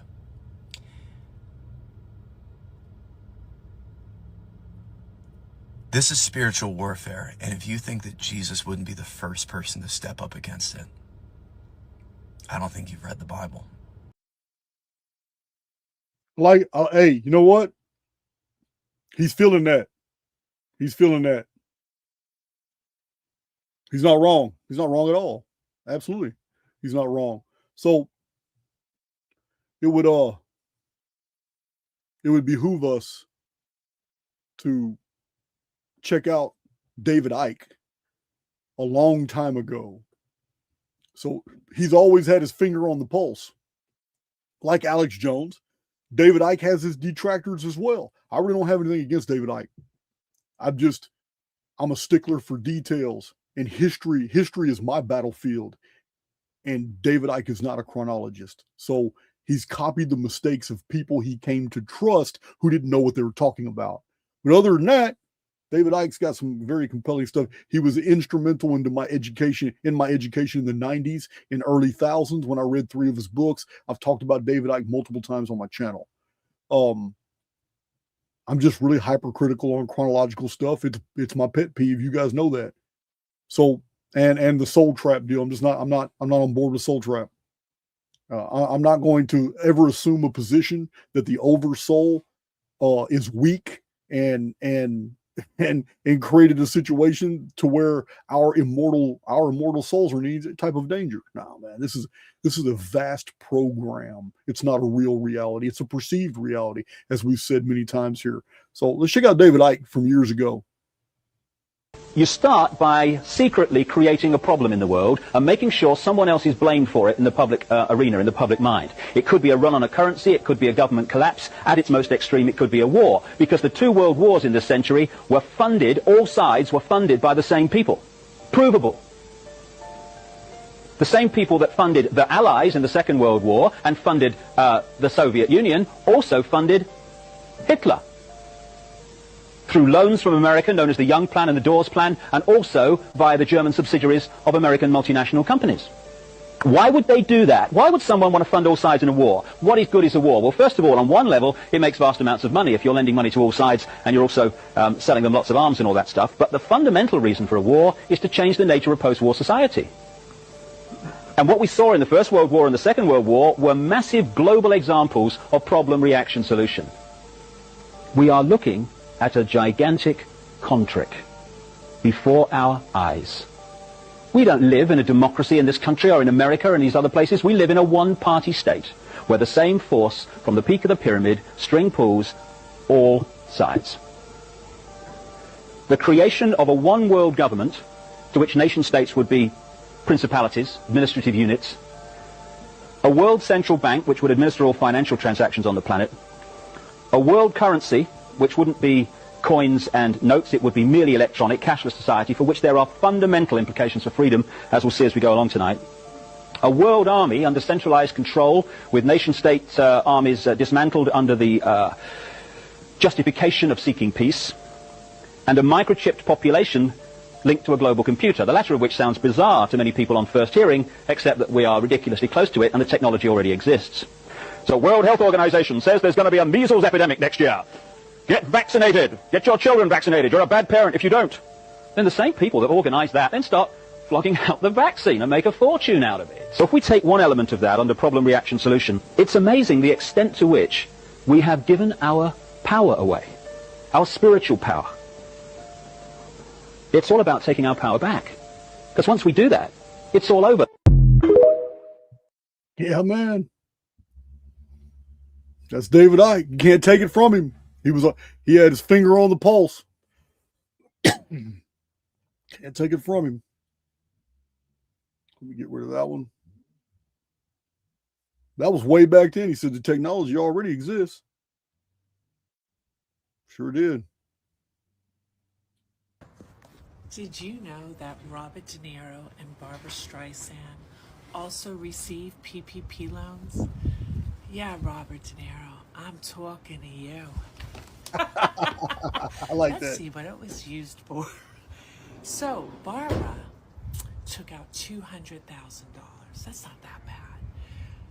And she took it out through her film company. And it was to pay. Are you ready? You're sitting down, buckle up. I know, we can't understand this because we don't live like that. So we're like, what'd she use the money for? What? She used it to pay her groundskeepers, her gardeners, to take care of her gardening in her Malibu mansion. I just want to make a quick note that her net worth is $430 million. Gotta help a girl out. Go Barb. And we have De Niro. I'm talking to you. Oh, yes, I am. So he took out $27.7 million, for his restaurants. I understand that. His net worth is $430 million. I guess now that I'm doing this as a series with celebrities and Congress and PPP loan, I guess it seems kind of normal. Were you guys able to get a loan? I mean, it's legal. Were you able to take out a loan? Yeah, the PPP loans, on average, people got $2,000 or $3,000, and they needed a lot more because the government forced them to stay home. People weren't working. They weren't getting your paychecks. A lot of people's companies were going offline. So PPP loans were sent out. I remember this, and I didn't know until I saw that clip that some of these Jewish elitists who already had hundreds of millions of dollars in the bank pulled out these huge loans. Yeah, it's so evidently the PPP loan had fine print in it that allowed people to pull out something proportionate to what they made with whatever they needed the loan for. So it was just a loan that benefited the rich because the average American didn't really benefit at all. So yeah. If you're going to keep Americans from earning $15,000 and you're going to grant them a $3,000 PPP loan, you haven't done them any favors. You haven't done them any favors at all. So stupid. Yeah, man. It's just so crazy. Whole thing is crazy. Yeah, man. So let's remove that. I'm gonna go back to sharing my screen. So it's all a script. We know it's a script. That's why you don't even get mad about it. You don't even get mad about it. In Archaix, in my We Immortals playlist, I show you how to navigate the script. I show you how, admitting all these things are evil, admitting all these things are happening in the field. Who cares?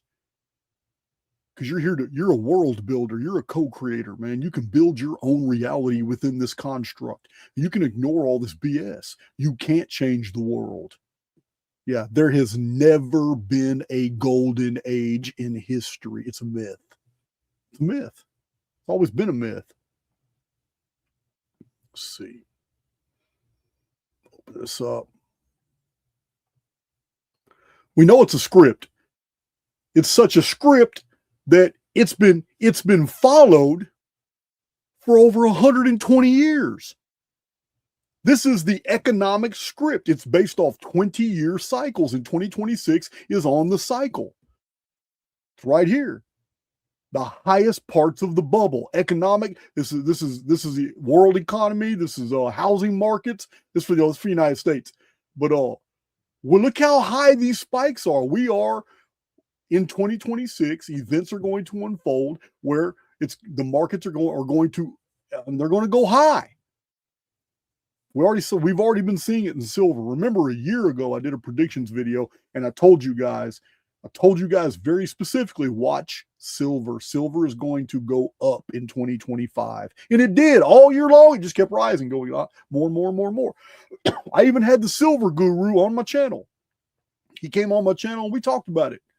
But David Morgan of the Morgan Report, he's got his own YouTube channel. But listen, look at the script. Let me blow this up. This is not 2026 right there. These are the years of good times. High prices, time to sell your stocks and values. 2026. This is a time to sell. This is when you're going to profit. Everything is plateauing up. This is the time to sell. 2026. It doesn't start really getting bad till 2032. And when I say bad, it's just getting bad like 2008 recession. Yeah, it's a script. How the hell can you plot all this out and be so accurate? It's a script from 1890. Can't make this shit up.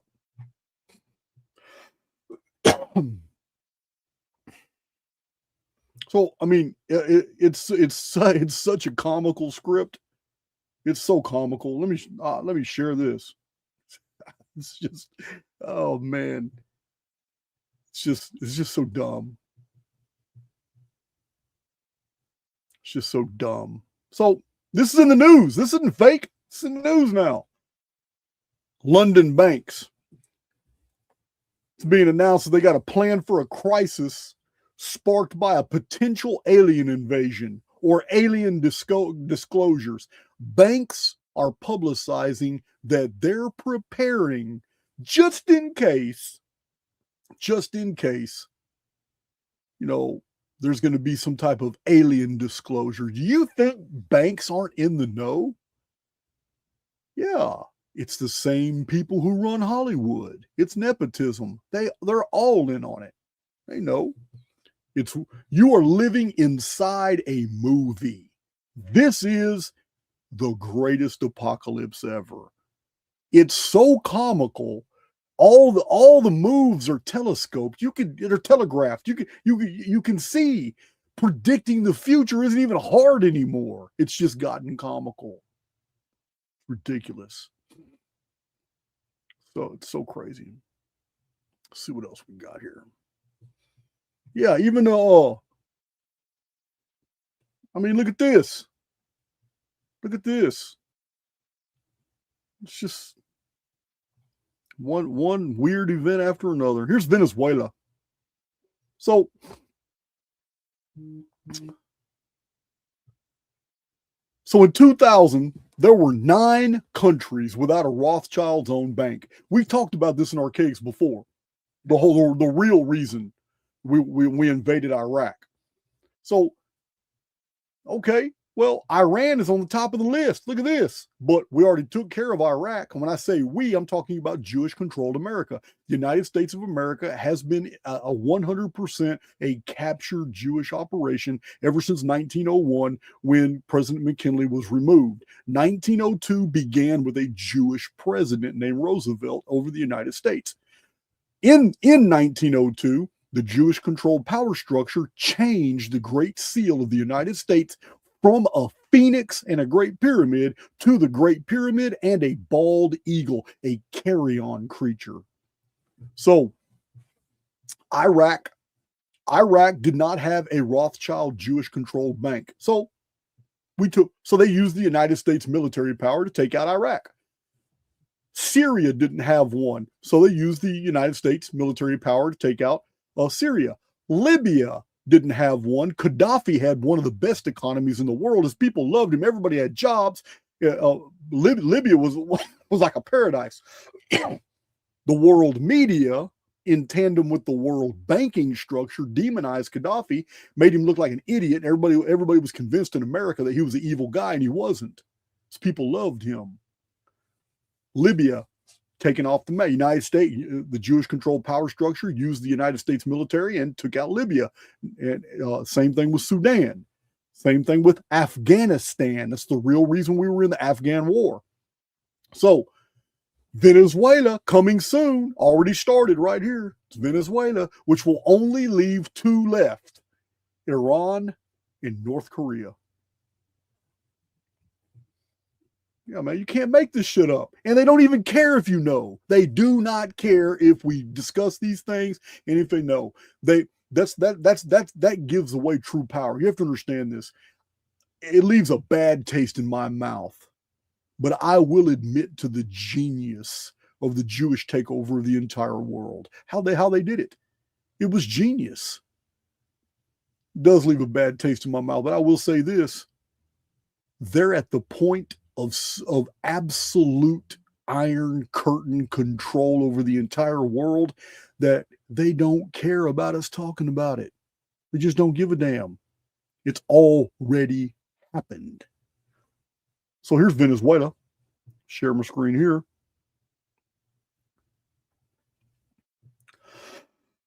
For those new to my channel, this isn't really the subject matter of Archaix. I'm normally on antiquities and all kinds of stuff like that, but we're talking about current events today. Let's see. Where's the Venezuela stuff? Here it is. Here we go. Go ahead and hit that real quick. Here's Venezuela. Here's the Venezuela timeline. 1992, it became the third richest country in the hemisphere. Why? Because it doesn't have a Jewish-controlled banking structure. It doesn't have an IRS. It doesn't have a Federal Reserve that siphons money away from the country into foreign interests. Doesn't have any of that. Became the third richest country in the Western Hemisphere. 1992. 1997, became the second largest purchaser of the F-150 jet. The fighter. 2001, voted for socialist president, income inequality, who ran on income inequality. 2004, private healthcare is completely socialized. So Venezuela is now being taken over from within, grooming it for a full takeover. 2007, all higher education becomes free. 2009, socialists banned private ownership of guns. There you go. There you go. First, they should have seen the warning signs. 2012, Bernie Sanders praises their American dream. Now, you know Bernie Sanders is 100% a Zionist sellout. 100%. Yeah. Bernie Sanders praises their American dream after they've taken the guns. So, 2014, Venezuela opposition leaders are imprisoned. That's a really easy way to conquer a country. So, 2016, food and healthcare shortages become widespread. Wow, as soon as you lock up, take the guns away, lock up all the leaders the people really want, and all of a sudden you starve them. 2017, Constitution and elections are suspended. 2019, unarmed citizens massacred by their own government. It's in 2019. Then 2020, COVID rolled around. And it's been a tailspin since then. And now, Venezuela just had its leader kidnapped or whatever. So, yeah, Venezuela is next on the map. It's all part of the plan. It's all, you already know. I mean, it goes back. Here's where the plan started for the United States. You can't make this shit up. Let me show you this. Here's where it started. Like I said, it's monolithic. This scheme to take over the world is monolithic. These men had to be killed in order for the Rothschilds to hatch their conspiracy to take over the Federal Reserve and hijack the American economy. This had to be done. And they didn't care how many people died on the Olympic, which we were told was the Titanic. But they didn't care how many people died. They had to get rid of these three guys here. Benjamin Guggenheim, Issa Strauss, and Jacob Astor. These three men had to go because these three men were billionaires, and they were not going to allow the American economy to be hijacked by foreign banks. But once they were removed on Christmas night, 1911, that's exactly what happened. After Congress was disbanded for the holidays and everybody traveled to their homes away from Washington, D.C., a small group of men came and they held a special night session, and they voted in the Federal Reserve in the United States has had a captured economy ever since. There it is. This is where it started. Like I say, guys, you're not here to change the world. You're not. It's not here to change the world at all. But it doesn't mean you can't know. I mean, sometimes you can be educated even by a youngster. Allow me to explain how our private banks and government work today. First, the Canadian government borrows money from the private banks. They then lend the debt-based money to Canada with compounded interest. The government then continues to increase taxation of Canadians year after year in order to pay back the interest on the exponentially growing national debt. What results is inflation, less real money for Canadians to spend into our economy, and the real money being used to pad the pockets of the banks. Also, the government gave the banks the ability to loan out money that doesn't exist in the form of loans. When a bank gives you a mortgage, which literally means a death pledge, or a loan, they don't actually give you money. They click a key on a computer and generate the fake money out of thin air. They don't actually have it in their bank vaults. Presently, the banks only have $4 billion on reserve, but they have loaned out over $1.5 trillion. To quote Graham Towers, each and every time a bank makes a loan, a new bank credit is created. New deposits, brand new money. Broadly speaking, all new money comes out of a bank in the form of loans. As loans are debt, then under the present system, all money is debt. What I find interesting is even Jesus, in Matthew 21, drove out the money changers in the temple because they were manipulating the currency to steal money from the people. The private banks are just like the money changers in Matthew 21. They are defrauding and robbing the people of Canada, thus their freedom, and they need to be stopped. How should the banking system work? In an infamous interview, Mr. McGeer asked Mr. Towers, "Can you tell me why a government with power to create money should give that power away to a private monopoly and then borrow that which Parliament can create itself back at interest to the point of national bankruptcy?" Mr. Towers replied, "If Parliament wants to change the form of operating the banking system, then certainly that is within the powers of Parliament. In other words, if the Canadian government needs money, they can borrow it directly from the Bank of Canada. The people would then pay fair taxes to repay the Bank of Canada. This tax money would in turn get injected back into our economic infrastructure and the debt would be wiped out. Canadians would again prosper with real money as the foundation of our economic structure and not debt money. Regarding the debt money owed to the private banks, such as the Royal Bank, we would simply have the Bank of Canada print the money owing, hand it over to the private banks, and then clear the debt with the Bank of Canada. And yes, we have the power and lawful right to do so. In conclusion, it has become painfully obvious, even for me, a 12-year-old Canadian, that we are being defrauded and robbed by the banking system and a complicit government. What will we do to stop this crime? What will we do to ensure that the next generation will live free and clear of the debt-based economy that enslaves them to the banks? Margaret Mead said the following, and I hope that all of you remember this. "Never doubt that a small group of people can change the world. Indeed, it is the only thing that ever has." Thank you. So I played the whole clip, even though I disagree. And the reason I disagree about changing the world is that is not my experience in my own research, which is very meticulous. It is very well documented. If you go through my Chronicon, you will see that it's not people. It's not people that change the world. My entire thesis on the Phoenix phenomenon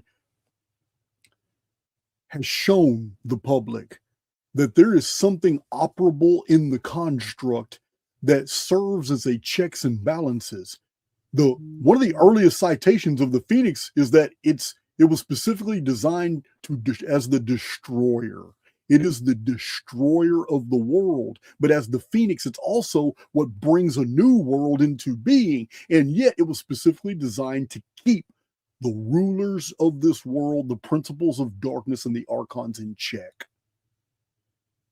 The 138-year periodicity of the Phoenix in 4 orders of magnitude in 58 centuries is what I've documented, and it's done just that. Can you imagine a world where it wasn't punctuated by resets that allowed the people the freedom to begin rebuilding, and it took them a long time to get enslaved again? If the elite had their way over a 1,000-year period, can you imagine what type of world it would be? It only takes us 200 years to go from horse and buggy to Hadron Collider. So what do you think the elite could do to us in 1,000 years? Something's not letting them do that. I've showed you guys over and over and over the history in my Tiny Hat series. I've showed you how these people have been kicked out of 1,009 countries, or 1,009 times out of 111 countries, something like that, over and over. But if you pay attention to the time periods when countries were really getting taken over, and when these things became, it was around Phoenix. It was around Phoenix destructions. So it's not arbitrary. It's not people able to rise up against this monolithic control structure that goes back at least 2,000 years. Because I'm going to tell you now, the deeper and deeper you go into the fall of the Roman Empire, you're going to be surprised what you see. This control apparatus has been around for a long period of time. In England, it was what brought about the Magna Carta. The Magna Carta would have never been drafted if this series of events of absolute financial control over a culture had not first emerged. King Edward was trying to protect his people, but at the same time, he was already enslaved in the banking system. And this is over 800 years ago. This is going over all throughout the history of the world. The hints of how perfect their system is all in the Apocrypha. There's hints of it in the Old Testament. There's a lot of material from the Middle Ages and the Renaissance period where you see, damn, what's really going on. All the psyops, like the Prester John psyop, the entire Crusades were financed by them, where they got Christians to go die on Muslim battlefields. This has been going on for a very long period of time. So this is where I disagree with the little narrative that this girl was promoting. Now, I understand she's reading from a teleprompter. I get that. But it was still the message. She still spoke the truth, no matter who wrote it. The only part I disagree with is a small group of people can change the world. Yeah. Now, if there's one culture that runs everything, how's a small group of people going to do it? It's never happened in the history of the world. Give me an incident, and I will yield the floor to you. When in history has it ever happened? But what has happened are these devastating resets. And when a true reset happens, and it's total systemic reset, there's destruction everywhere, everybody's starting over, that control system is gone. And the people, which are the majorum and not the minority, they come back into power.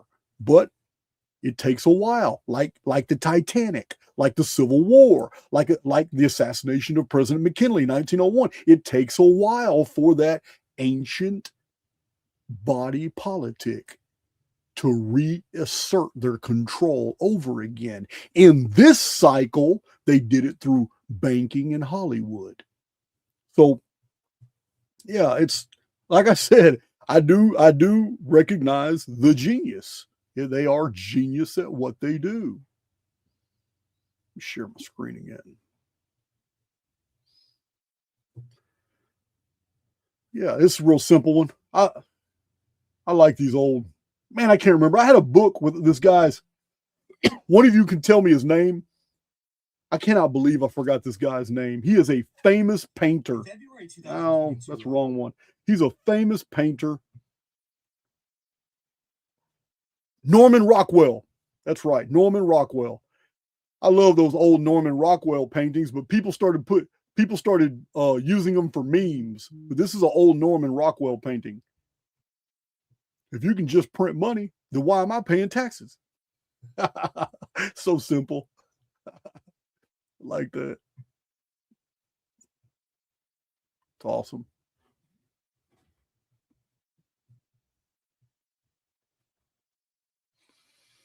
All right.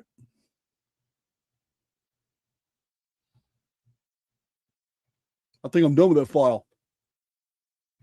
I think I'm done. Yeah. I've been moving right along. What is it? 2 hours? Oh, we still got plenty to go, plenty to look at. So here's just a little interjection. Let me again share my screen.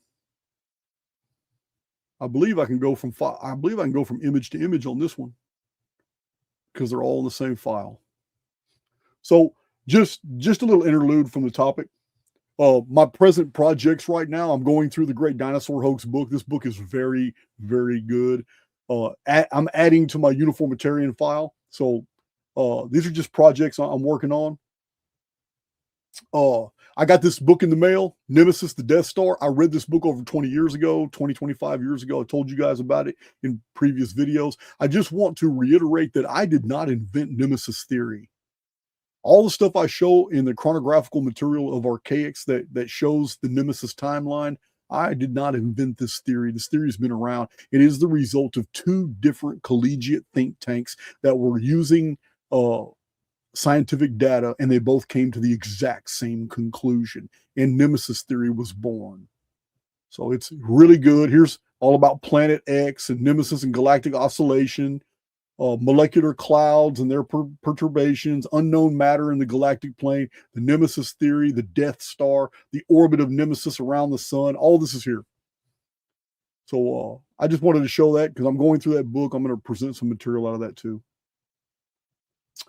Also, soon we will be revisiting the epicentral year of 1902, showing that in the holography, it is a year that lends us predictive value. For those who don't understand the concept of calendrical isometrics, we are dealing with time-space as an architectural phenomenon.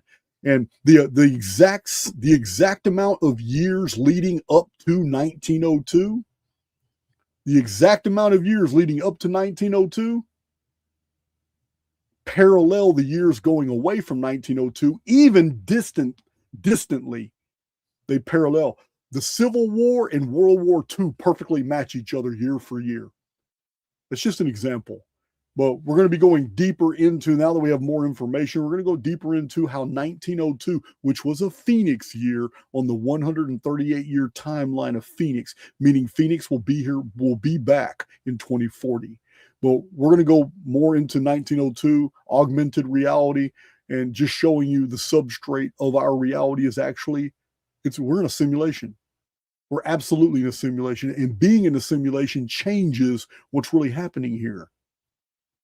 You need to be a better man than I and not get emotionally invested in all this corruption, all this BS that's going around, because it is a circus.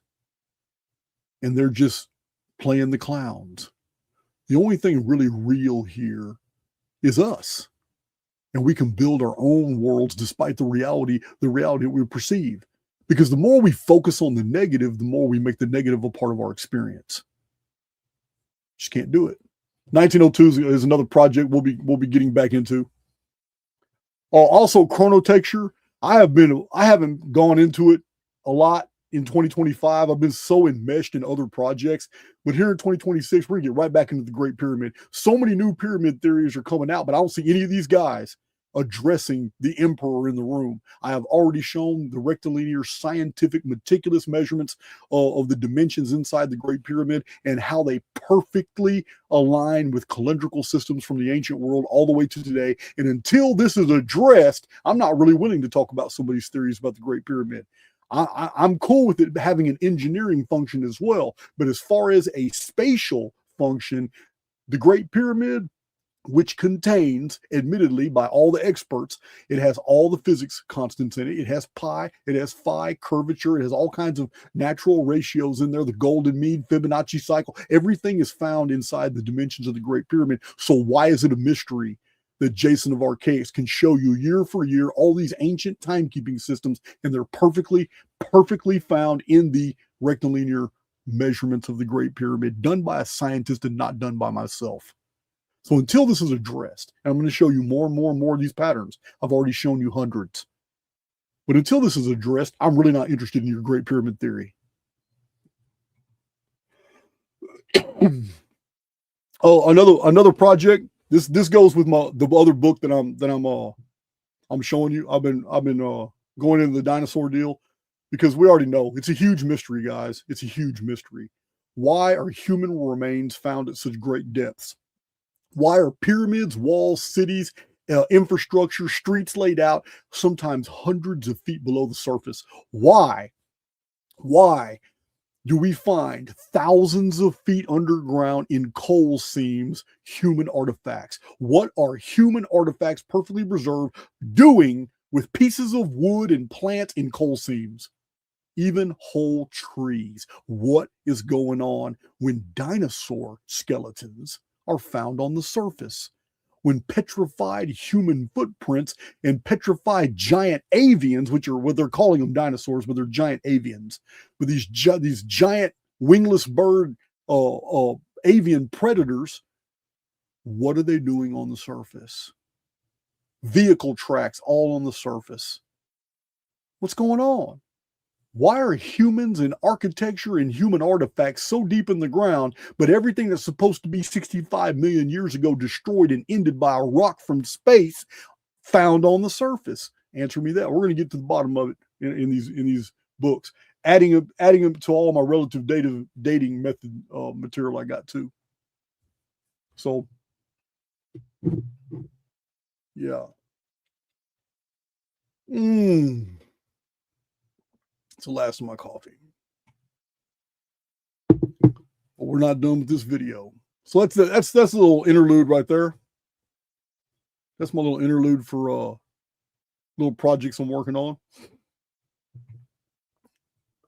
So we still need to address just what a clown show this is. It is a clown show. So let's keep looking at it. Let's keep looking. Let me show you some modern day clowns.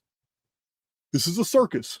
Now, I just found out today that somebody that I rather dislike and dislikes me, his name is James True.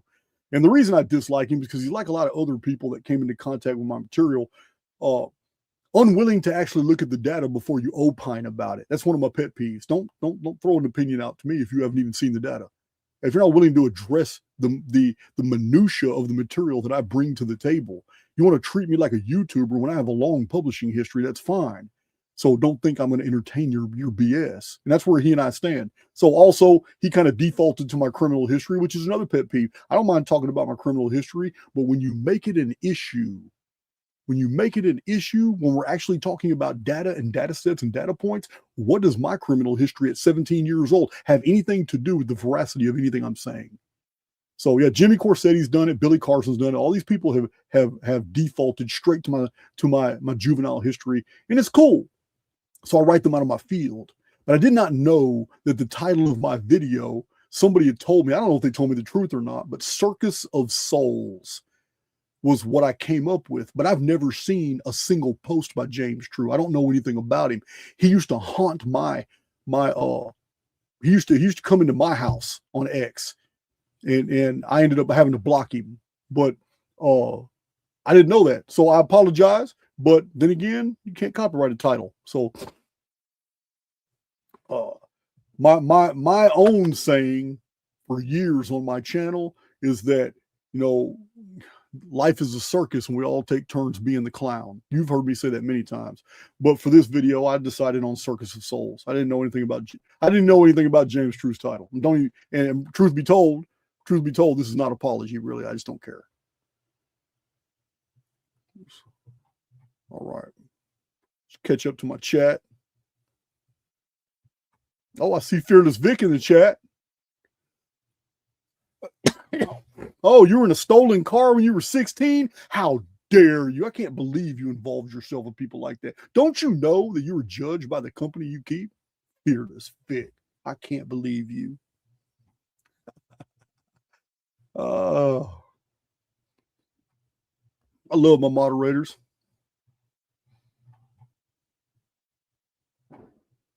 All right.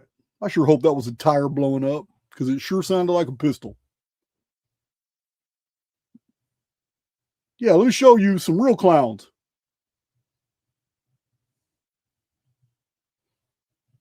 So clowns take on all kinds of forms. They do. But in this day and age, clowns are starting to look more and more like this. These four clowns right here are a part of a circus act, pretending to go in space. No, that was a pistol. Yeah, tires don't blow up twice.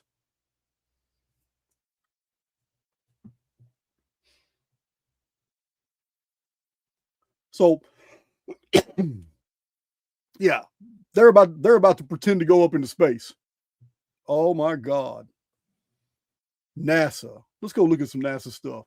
Matter of fact, let me see what's going on here.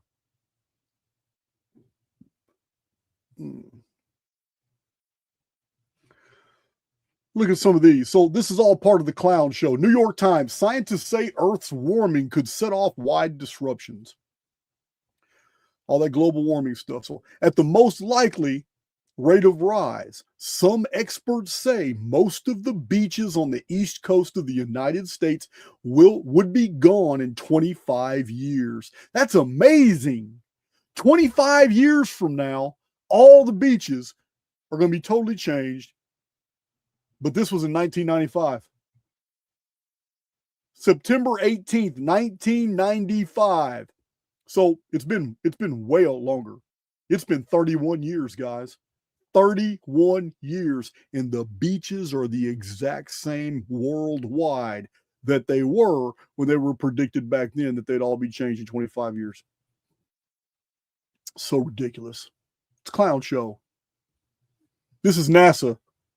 Stop asking for evidence and just believe us. Yeah, man. You know who controls NASA.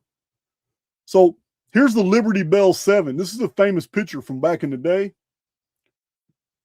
Listen, they're showing us in the pictures. I've told you all about the 1969 Dr. Pepper bottle on the moon on the table. And it's in a book called Dark Moon, which is about NASA whistleblowers telling us the real story, man. None of this shit ever happened. It's all staged. So here's the Liberty Bell they're helping this astronaut get out of this capsule.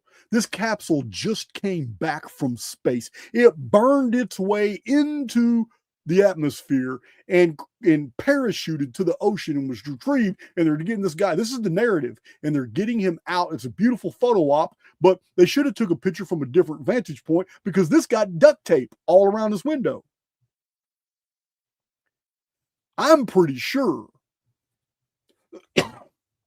that something going faster than escape velocity coming into the atmosphere is going to burn that tape up. Unless NASA in the 1970 had created tape that could withstand that a massive, 1,000 miles per hour and the extreme heat of friction. That's some badass tape. That is some badass tape. I am impressed. So, you guys have been asking me about the chemtrails. I'm not even interested. I seen them. They crisscrossed everywhere over Texas yesterday. Blue skies, but we had checkerboards over Willis and Conroe, Texas yesterday. So I want to read this to you because this is the extent of my knowledge. It's not something that I study. I told you I'm an antiquarian. I'm a chronologist. I'm a writer. My focus is on history. but somebody asked me, so I kind of looked into it, and this is what I found. So this past July 5th, 2022, along the Central Oregon coast, one individual took to collecting a 1/4 pint sample between the hours of 3 and 5 of rainwater after 4 days of very dry weather with heavy chemtrail spraying. The results from the 3 separate lab tests were done to confirm each metal amount. I'm not saying this is true. I'm saying that this is what's online. I don't know. But this is what this means. In that rainwater samples, those 3 lab tests came out and said that rainwater has 3,090 parts per million of aluminum, 507 parts per million of lithium. And then you can see the numbers for barium, zinc, copper, cadmium, lead, silver, sulfate, silica, and mercury. So what's really interesting about this is there could be all kinds of things in this. Why is it all heavy metals? So that's very, I mean, it's a data point. I don't know. You guys know more about chemtrails than I do. I really don't know anything about this. It's not something I've invested my time in. But yeah, there should be zero, according to this, there should be zero of any of that in rainwater. Just something to wonder about. Now, we've talked about this. I've got several videos on all the underground cities, military bases, and underground shuttle system tunnels all over the United States. The reason I want to draw this one to your attention is because this is 1978. If this is how many existed in 1978, you can only imagine. You can only imagine in the last 50 years, 48 years, how many more have now been built. Because we know those giant engines that have those diamond drills, they're Air Force. They have Air Force on them, even though they're underground, just like Space Force is in the sky. It's in the internet space. Well, these huge Air Force drills, they melt right through basement rock. Granite, rhyolite, diorite, it doesn't matter. They melt right through that and can go a good distance in a day. So you can imagine how many underground bases are already prepared now. This is actual footage released to the public. What's the problem here? This was never shown back in the 60s and 70s. This was never shown back in the 60s or 70s. But they made a bunch of films for different stuff. They never knew what psyops they were going to play on the public. They never knew which direction they were going to go. So they had all these reels of film for all different instances. And in this one, they decided to make it look like there was architecture on the moon.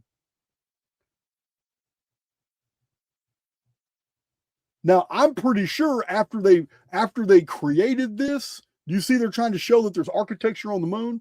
I'm pretty sure that after they created this, it was never released to the public until the Freedom of Information Act had all these NASA files released, like in 2016, 2017.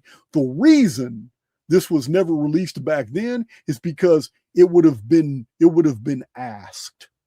That's amazing. But who shot this footage? Yeah, man. Just some more clown world stuff. That's all. It's all clown world. Here's more clown world stuff.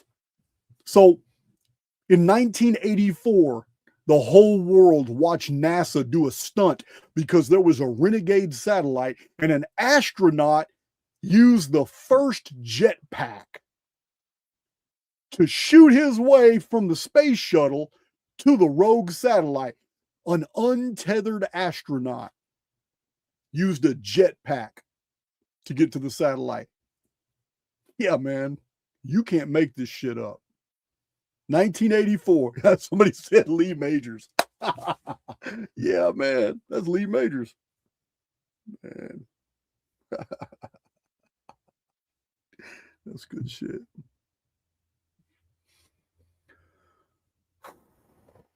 Wow. Catch up with my chat.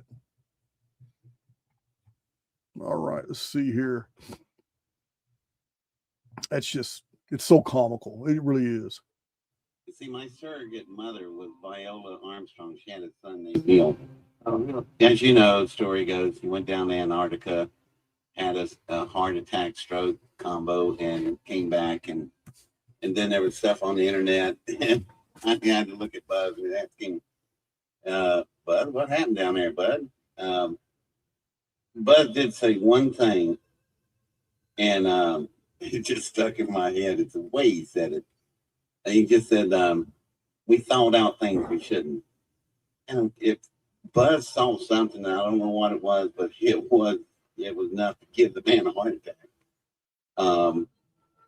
So if there are beings down there, I would think these beings never planned on us.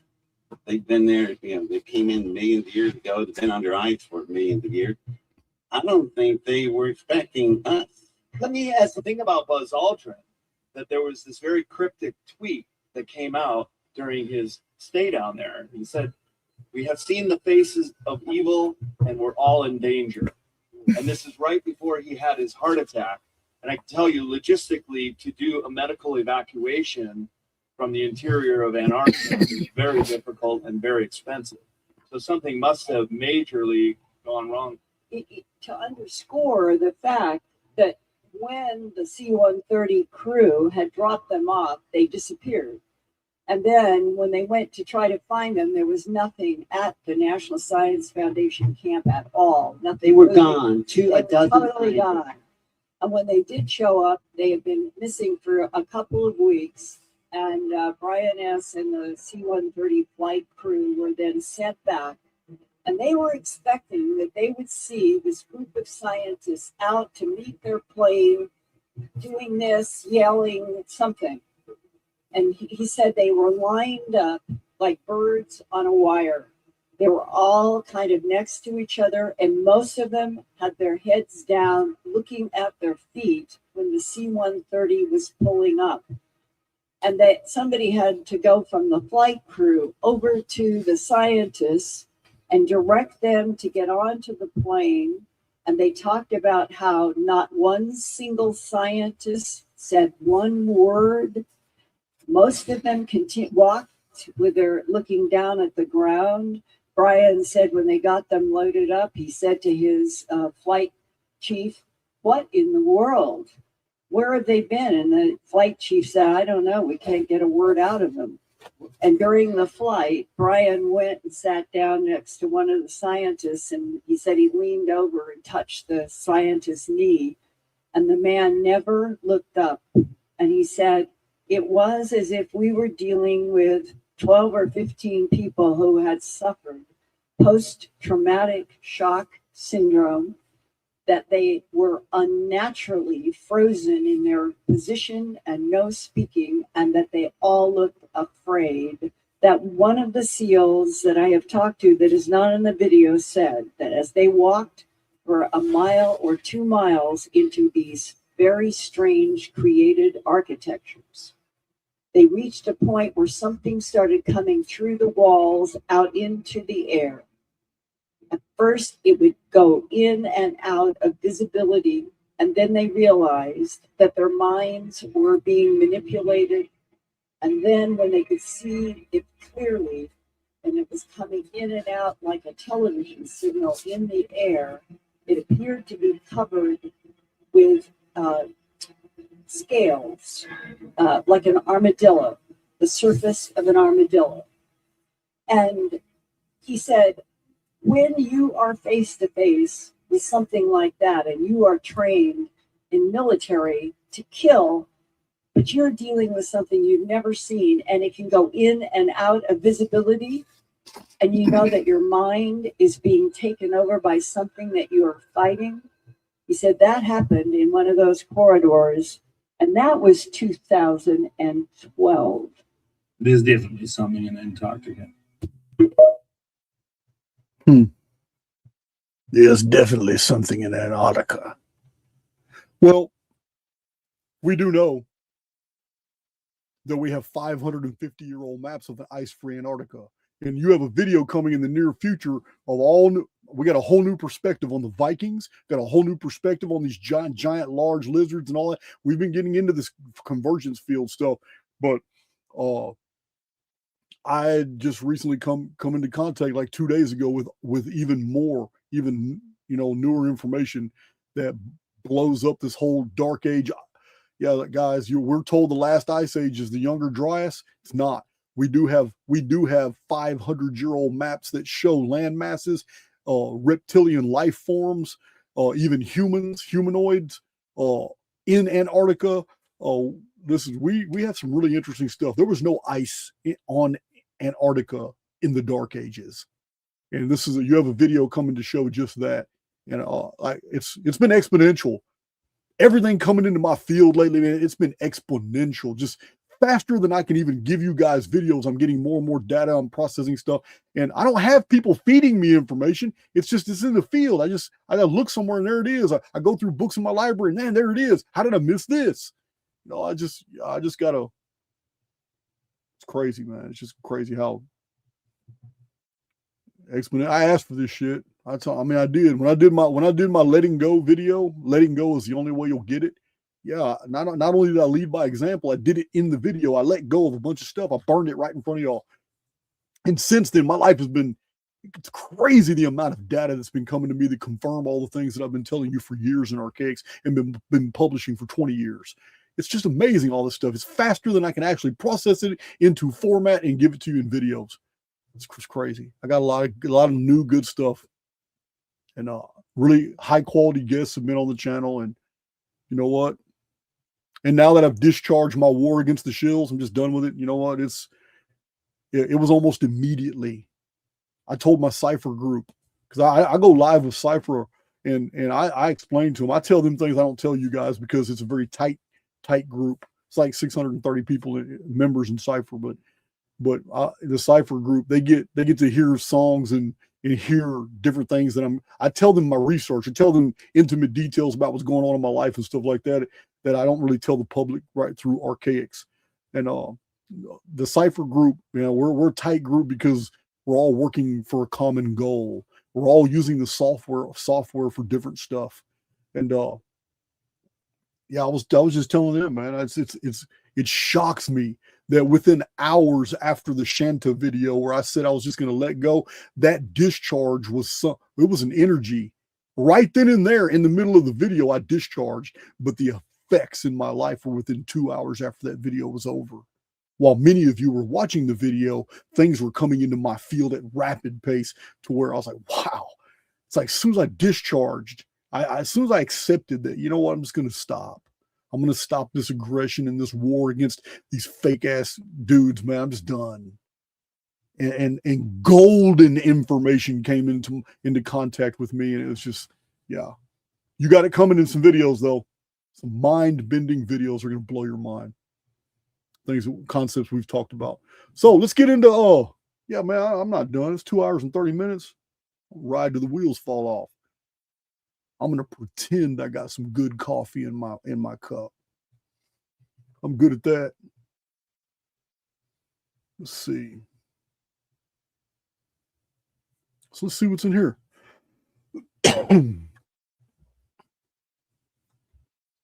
Share my screen. That's the best. I can go through every one of these. See, I should have known that. As long as I've been using this, I should have known that. Share my screen one time and then just go through the file.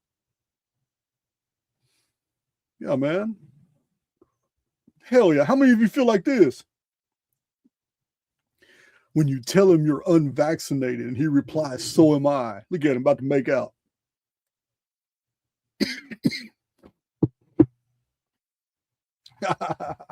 Oh, Mystical Fortunes. How you doing, Shanta? Creeping up on me in my chat. I see. Yeah, I'm for real. You're not in my Cypher community, Shanta, but I told them the business. I told them what happened to me within 2 hours after that video. And I'm talking about, I've got some, I say this all the time, extraordinary claims require extraordinary evidence. And I'm a critic. You bring something new into my field, I'm going to analyze it from multiple different vantage points. I tell you all the time, if something is true, we're going to be able to see it from multiple different mathematical vantage points. And that's my litmus test. So I was just really shocked. Within 2 hours, I got some really compelling data that confirms my dark age thesis. All right. So here's Bill Gates. This is when that dude threw a cake at his face. They threw it talking about, you're a killer, man. You're developing vaccines. You're trying to depopulate the human world. How's a computer nerd who deals with computer viruses suddenly qualified to tell me about medical viruses?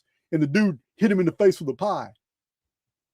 This was the moment Bill decided to kill everybody on Earth.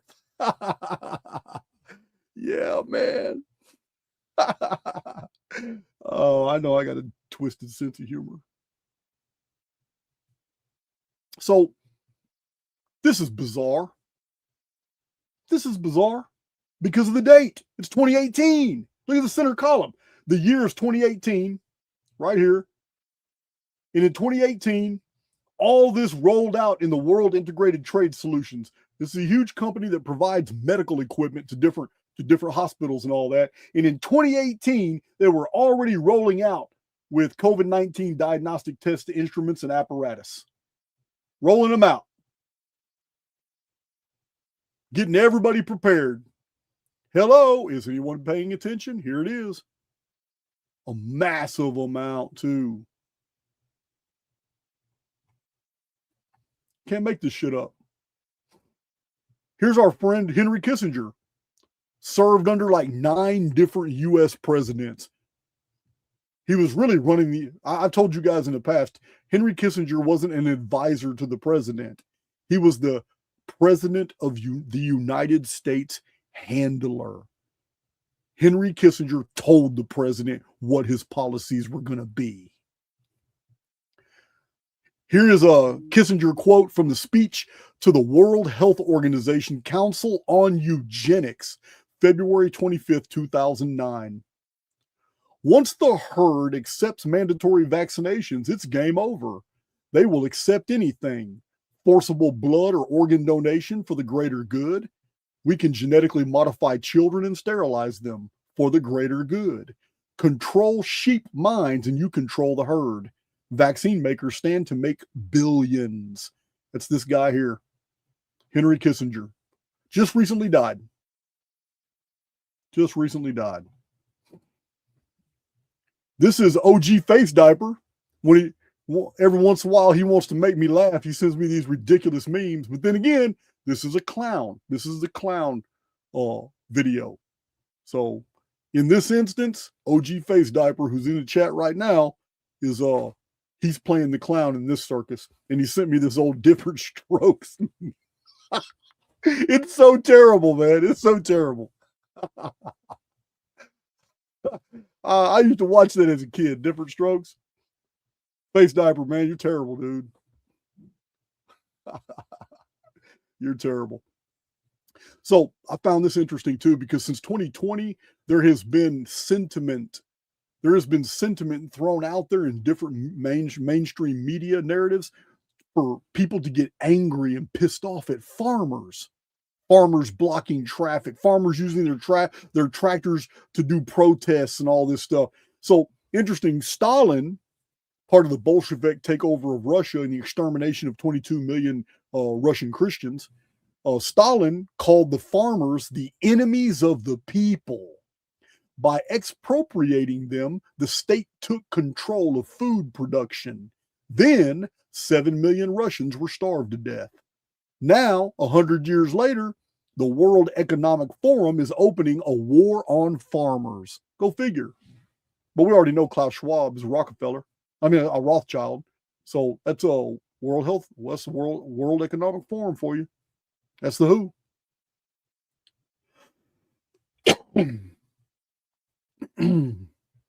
Bill Gates has been recorded 4 times on video saying he wants to reduce the population of the earth through vaccination, and yet the average person believes that vaccines exist to make them healthy.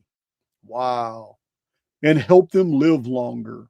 This sort of dumbness can only be produced inside the government school system, which appears designed to manufacture an endless line of non-thinking TV watchers ripe for sacrifice. That's absolutely true. Nothing wrong with that meme. That's absolutely the gospel truth. My new favorite insult. So I have a friend named Mandy, and she's the one. She used to really humor me when somebody said something stupid, or she just observed somebody else's behavior, and she would observe somebody else's behavior and then look at me, and like Mandy would say, yeah, well, just vaccine injured. That was her thing for anything she saw in the field that's just really dumb. She says, yeah, it's vaccine injured. That was their pass. That was their pass every time. This is true too. This is true. This is how you know you live in a circus. This is how you know you live in a clown world. I poisoned you and your family, and I got away with it. Look at the percentile on the increase in all 5 of these maladies. Can't make this shit up. You just can't make this shit up.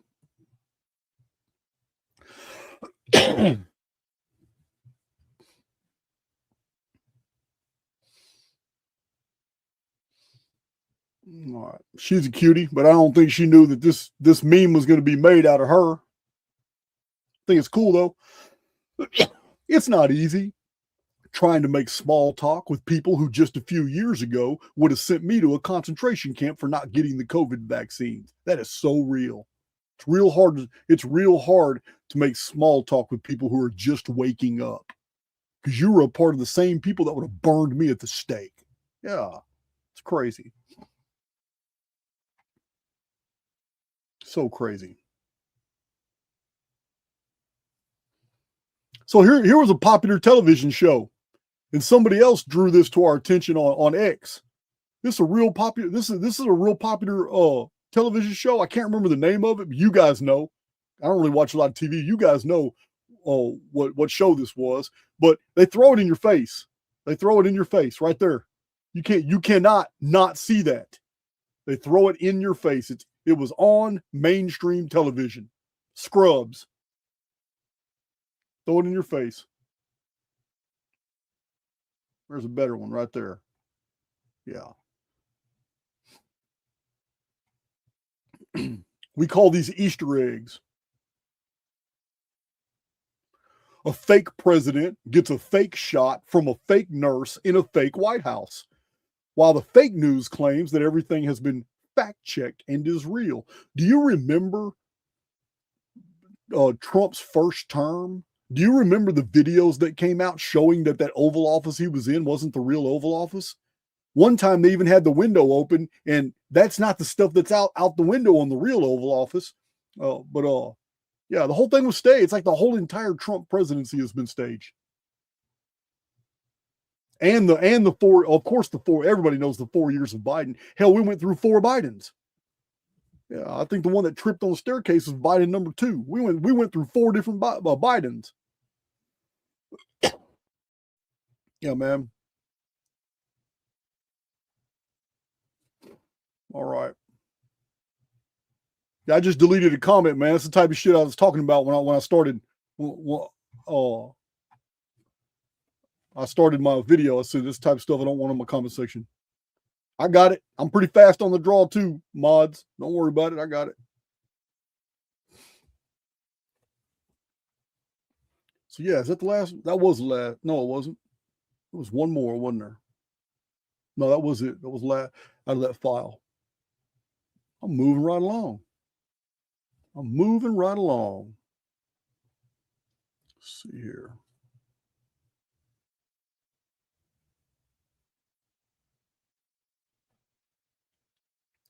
Already showed you guys the NASA. I got the mixed projects. I haven't gone into corruption. Oh my God. You guys are going to trip when you see this. All right. We'll start with this one. Share my screen.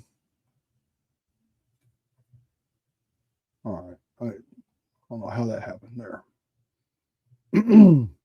So don't lie. Don't sit here and get in my chat, start fibbing and getting all embarrassed. How many of you know who Jenna Jameson is? So Jenna Jameson, I'm brutally honest, guys. Let me tell you, back in my younger years, I watched a little porn, and Jenna Jameson was the queen of porn.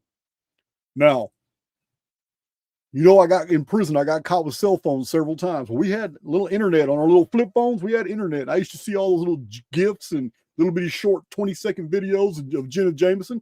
She made her mark in the world as basically being the queen of porn. This is Jenna Jameson. So to see this is really profound. She has come out. Now, this is the guy that's with oh man, I can't remember the dude's name. Big old dude. I can't remember. But anyway, Jenna Jameson is this is what she said. Now, I do have some criticism for Jenna Jameson. Now, I'm a man. So I'm just gonna let you know I'm not criticizing her work. I'm not criticizing her. She did her thing. But I criticize that she's done the same thing a lot of others have done. After you participated for 25 years in an industry that made you a multi-millionaire and gave you a lifestyle that less than 0.01% of the people in the world could ever imagine for themselves, after you were able to indulge in and purchase everything that you have ever wanted, once you're old and you look back on your life, now you're a victim of the system. Jenna Jameson pulled that card. I really lost a lot of respect for her. Not that I had a whole bunch to begin with, but still, she chose that route. That's her business. However, once her career was over, she started going on a circuit to like Oprah type. I don't know if she's been on Oprah, but Oprah type deals. And Jenna Jameson was literally conveying herself to be a victim. I just don't agree with it. I don't agree with it, man. It's you've lived the life all these other people wanted. I'm talking about traveled the entire world, been all over yachts, never really wanted for anything in your life. You done did it all. Now all of a sudden you've lost that attention. You're no longer in the limelight. Finances now are a little bit tighter because you're not making that money. Now all of a sudden you want to go in there and talk about how you were coerced into that lifestyle. And you allowed yourself to be continually coerced for 25 years, gaining multiple millions of dollars. I'm just not with it. I'm not with the, you know what? I'm all about, if you indulge in a certain activity, own that shit. Own that shit. So, yeah, I'm not, not with it. But she did say this. It's rather impressive. The reason why Hollywood has been so incredibly silent on child sex trafficking is not only do they partake, they are covering for the big league hitters, the ones that hide in the shadows under the cover of a crown. If you think Epstein is somehow unique, you're sadly mistaken. There are many Epsteins that make him look like an amateur. Child hunting games, sacrifice. Yeah. Now, I don't know what she's doing today, or I'm assuming she's still alive, but still, it's a hell of a powerful statement to come out and say publicly, get away with it. But she said that. Let's see.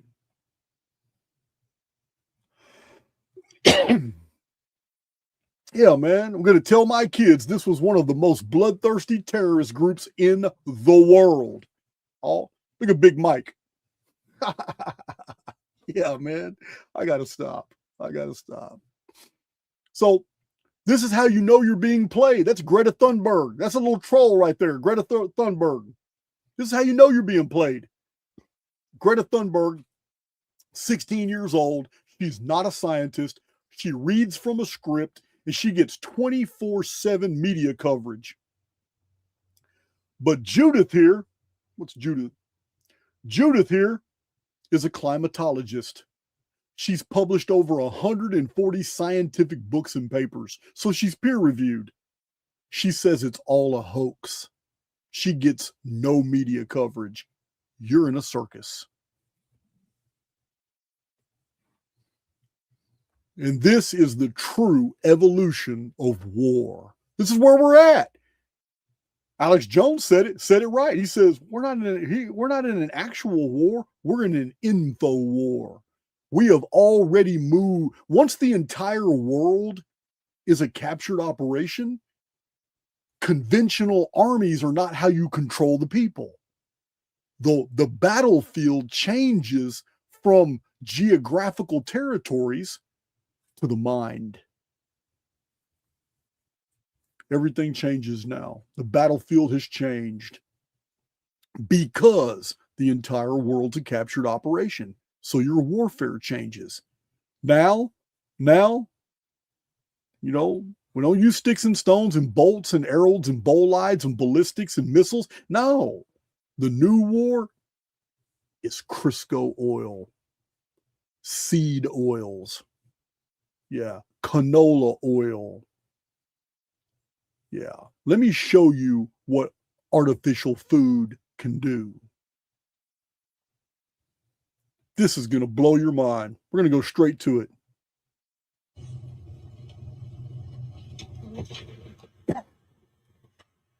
This is molten metal being poured on a McDonald's Big Mac. You can't make this shit up. Molten metal is being poured on a McDonald's Big Mac. We're going to watch that again. You need to process what you're seeing. This is a McDonald's Big Mac. They have now created their own type of bread, their own type of meat, probably Soylent Green. Every single thing in there is artificial food. Everything in fast food now is like I'll give you that. 3 days ago, I stopped eating steaks at Chili's. I'm done. I eat too much steak, ribeye, sirloin. I know the taste. I know what they're supposed to taste like. I even had to go online and look up some stuff and come to find out that they won't even tell you where they're getting their steaks from. But Chili's is outsourcing their steaks. They're getting their steaks from somewhere else. What I attempted to eat was not steak, and this is at Chili's. Yeah, I was pissed about it. Yeah, change my whole Chili's diet now. I'll go to Outback Steakhouse. The Australians are still selling the real stuff. Texas Longhorn Steakhouse will always have steak. But yeah, we're going to watch that again. That merits a second watch. Do you have any idea the temperature required in order to make a metal molten? You know how hot this liquid is?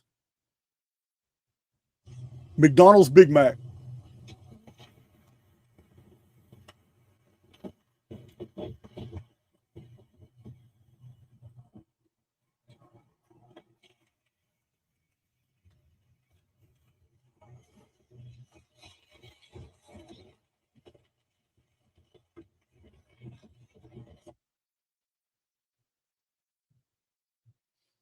I get it. Outback's not really Australian. I get it.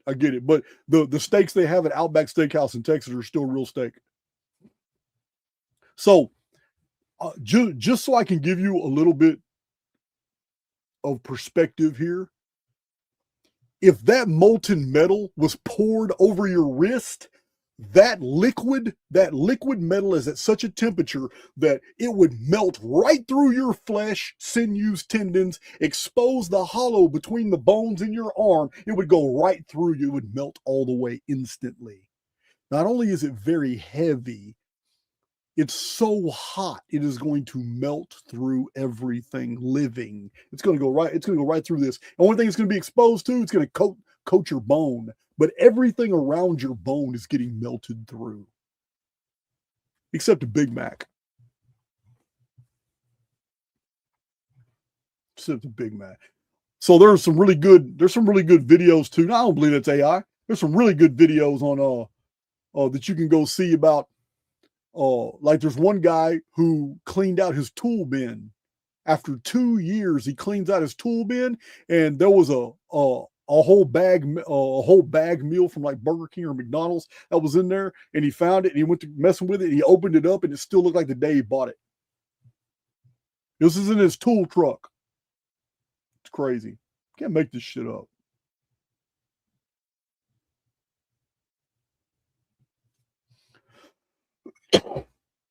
Countries with the most arrests for online comments. Look at the United Kingdom. Our brother Funky Prepper went to jail for a little while. Remember that? Funky Prepper's coming back on the channel. So, United Kingdom. Well, if your country is locking you up, you don't have to search for answers anymore. Your country is a captured operation. It belongs to someone else. It does not belong to the people or who the people think is ruling the country. And all your leaders are puppets. They are all serving someone else. If this is the activity that's going on in your country is captured. Throughout history, when the Roman Empire went in and took over a kingdom and stuff and turned that whole kingdom's surrounding territories into what was called a Roman province, it almost never affected the locals. They didn't care who was ruling. Now it's the Romans. Now the Romans are ruling. But the ones who cared were the people who were actually running the show. Now they serve Roman dignitaries. They serve Roman government. They're no longer autonomous.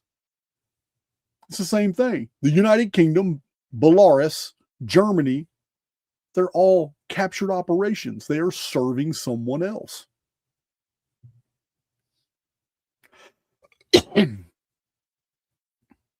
See. Yeah, I don't even see politics anymore. I just see liars, cheats, thieves, creeps, actors, fools, psyops, tyrants, and humiliation rituals. That's right. That's it. Like Jaden Smith. What the hell? Have you ever seen something so bizarre as Will Smith and Jada Smith's son going around being taken all over Europe and New York and Los Angeles, being taken everywhere as if he's just like super celebrity status, but he's wearing a box that's shaped like a house on his head and in a tuxedo, and he wears these weird clothes. It's all humiliation. None of that shit is style. Who wears it's a house. It's amazing.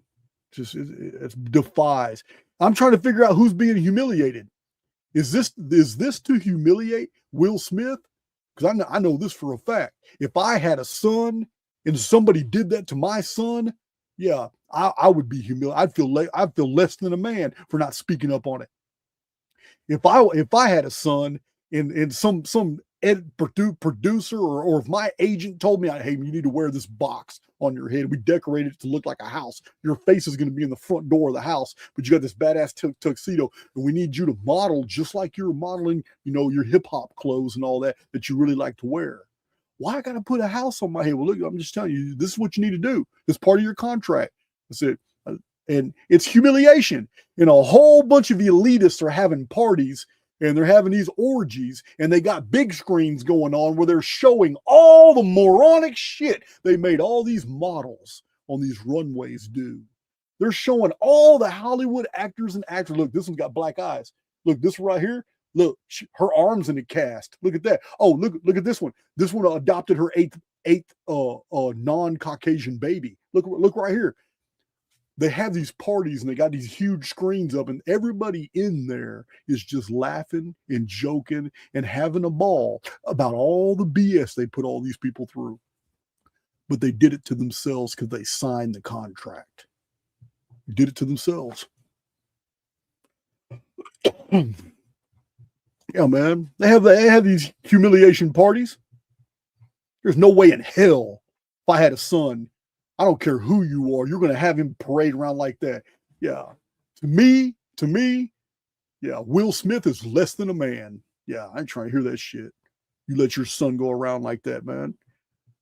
Oh, man. Hell no. It's so dumb. It's so humiliating too, man. All right. Yeah, man, they got these beautiful models. They're not doing what they did back then. You know, all these, you know, you already know who owns, you know, the Versace and all these great, huge, you know who owns all this now. So they have all these, you know, beautiful models, but they put them in a dress that has all the taco trimmings coming out of it. And their shoes look like taco shells. And they tell them, hey, you need to look as sexy as possible. Get that pose right, girl. Get all the way down there. You act like you're in the best.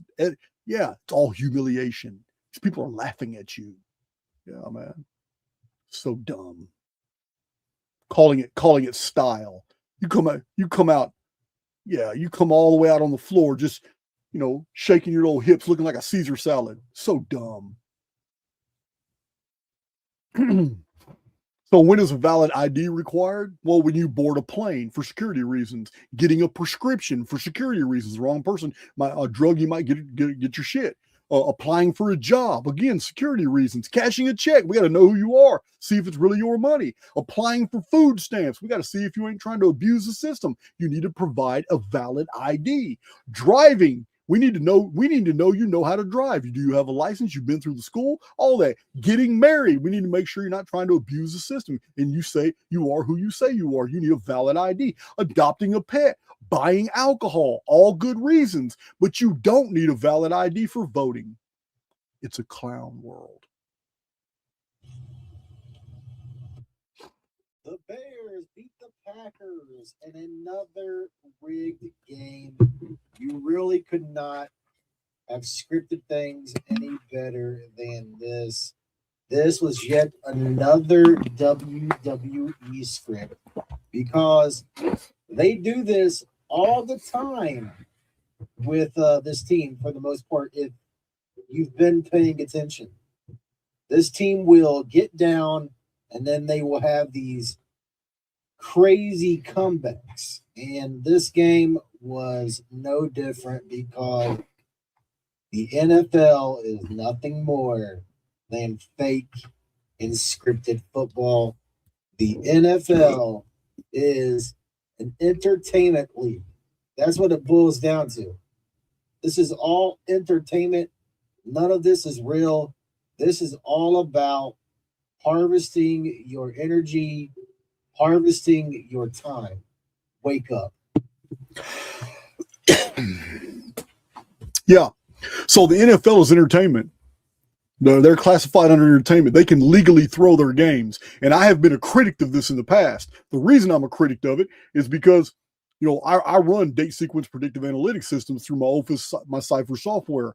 And being a rigged game changes the dynamic. We're no longer talking about risking money. That's what it's called. What are you going to risk? What are you going to put up? It's no longer gambling if you know the outcome. It's money laundering. And I have an issue with that. If you already know the outcome for a sporting event that's got $500 million staked on it, you're not gambling. You're not risking anything. You are participating in money laundering. So this is yeah. There's a huge controversy in college basketball right now for the exact same thing. I think 27 players have all been implicated, 2 coaches. So one of y'all know the details better than I do because I haven't really been following it, but they got busted. They're being sued. They rigged 43 games. The outcome to 43 college games. Yeah. They got caught.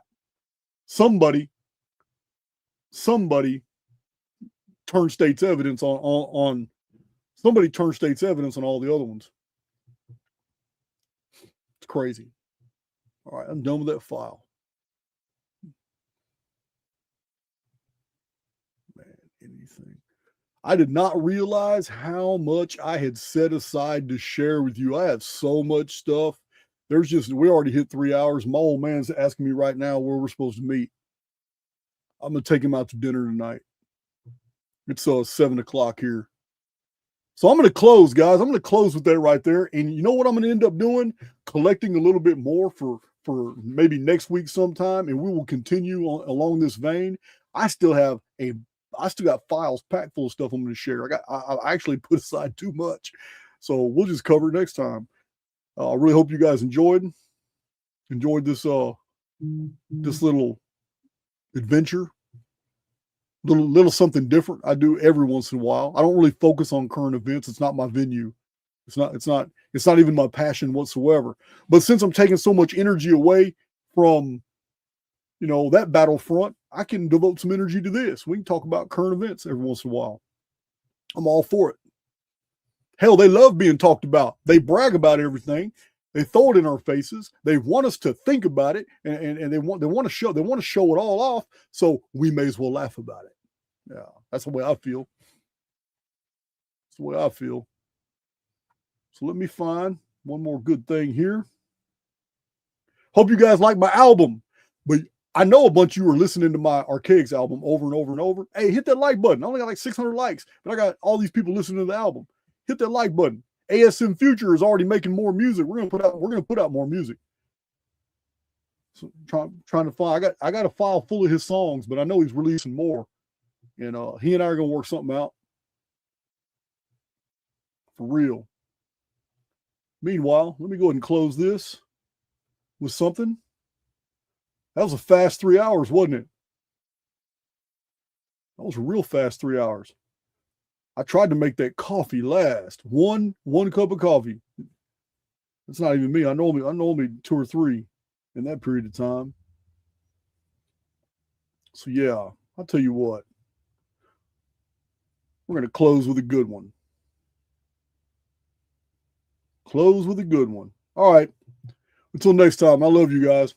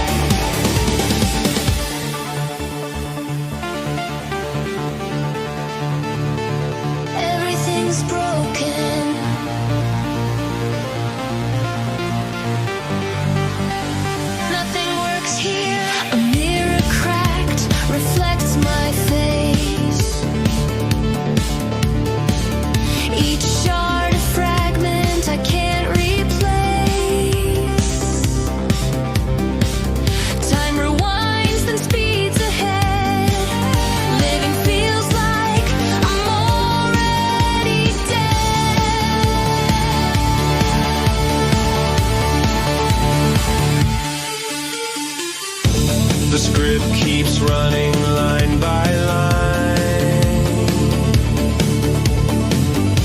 I'm lost between the threads of time.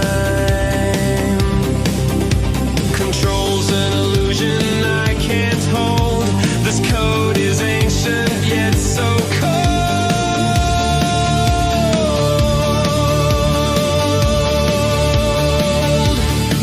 How will I know if I've played my part when the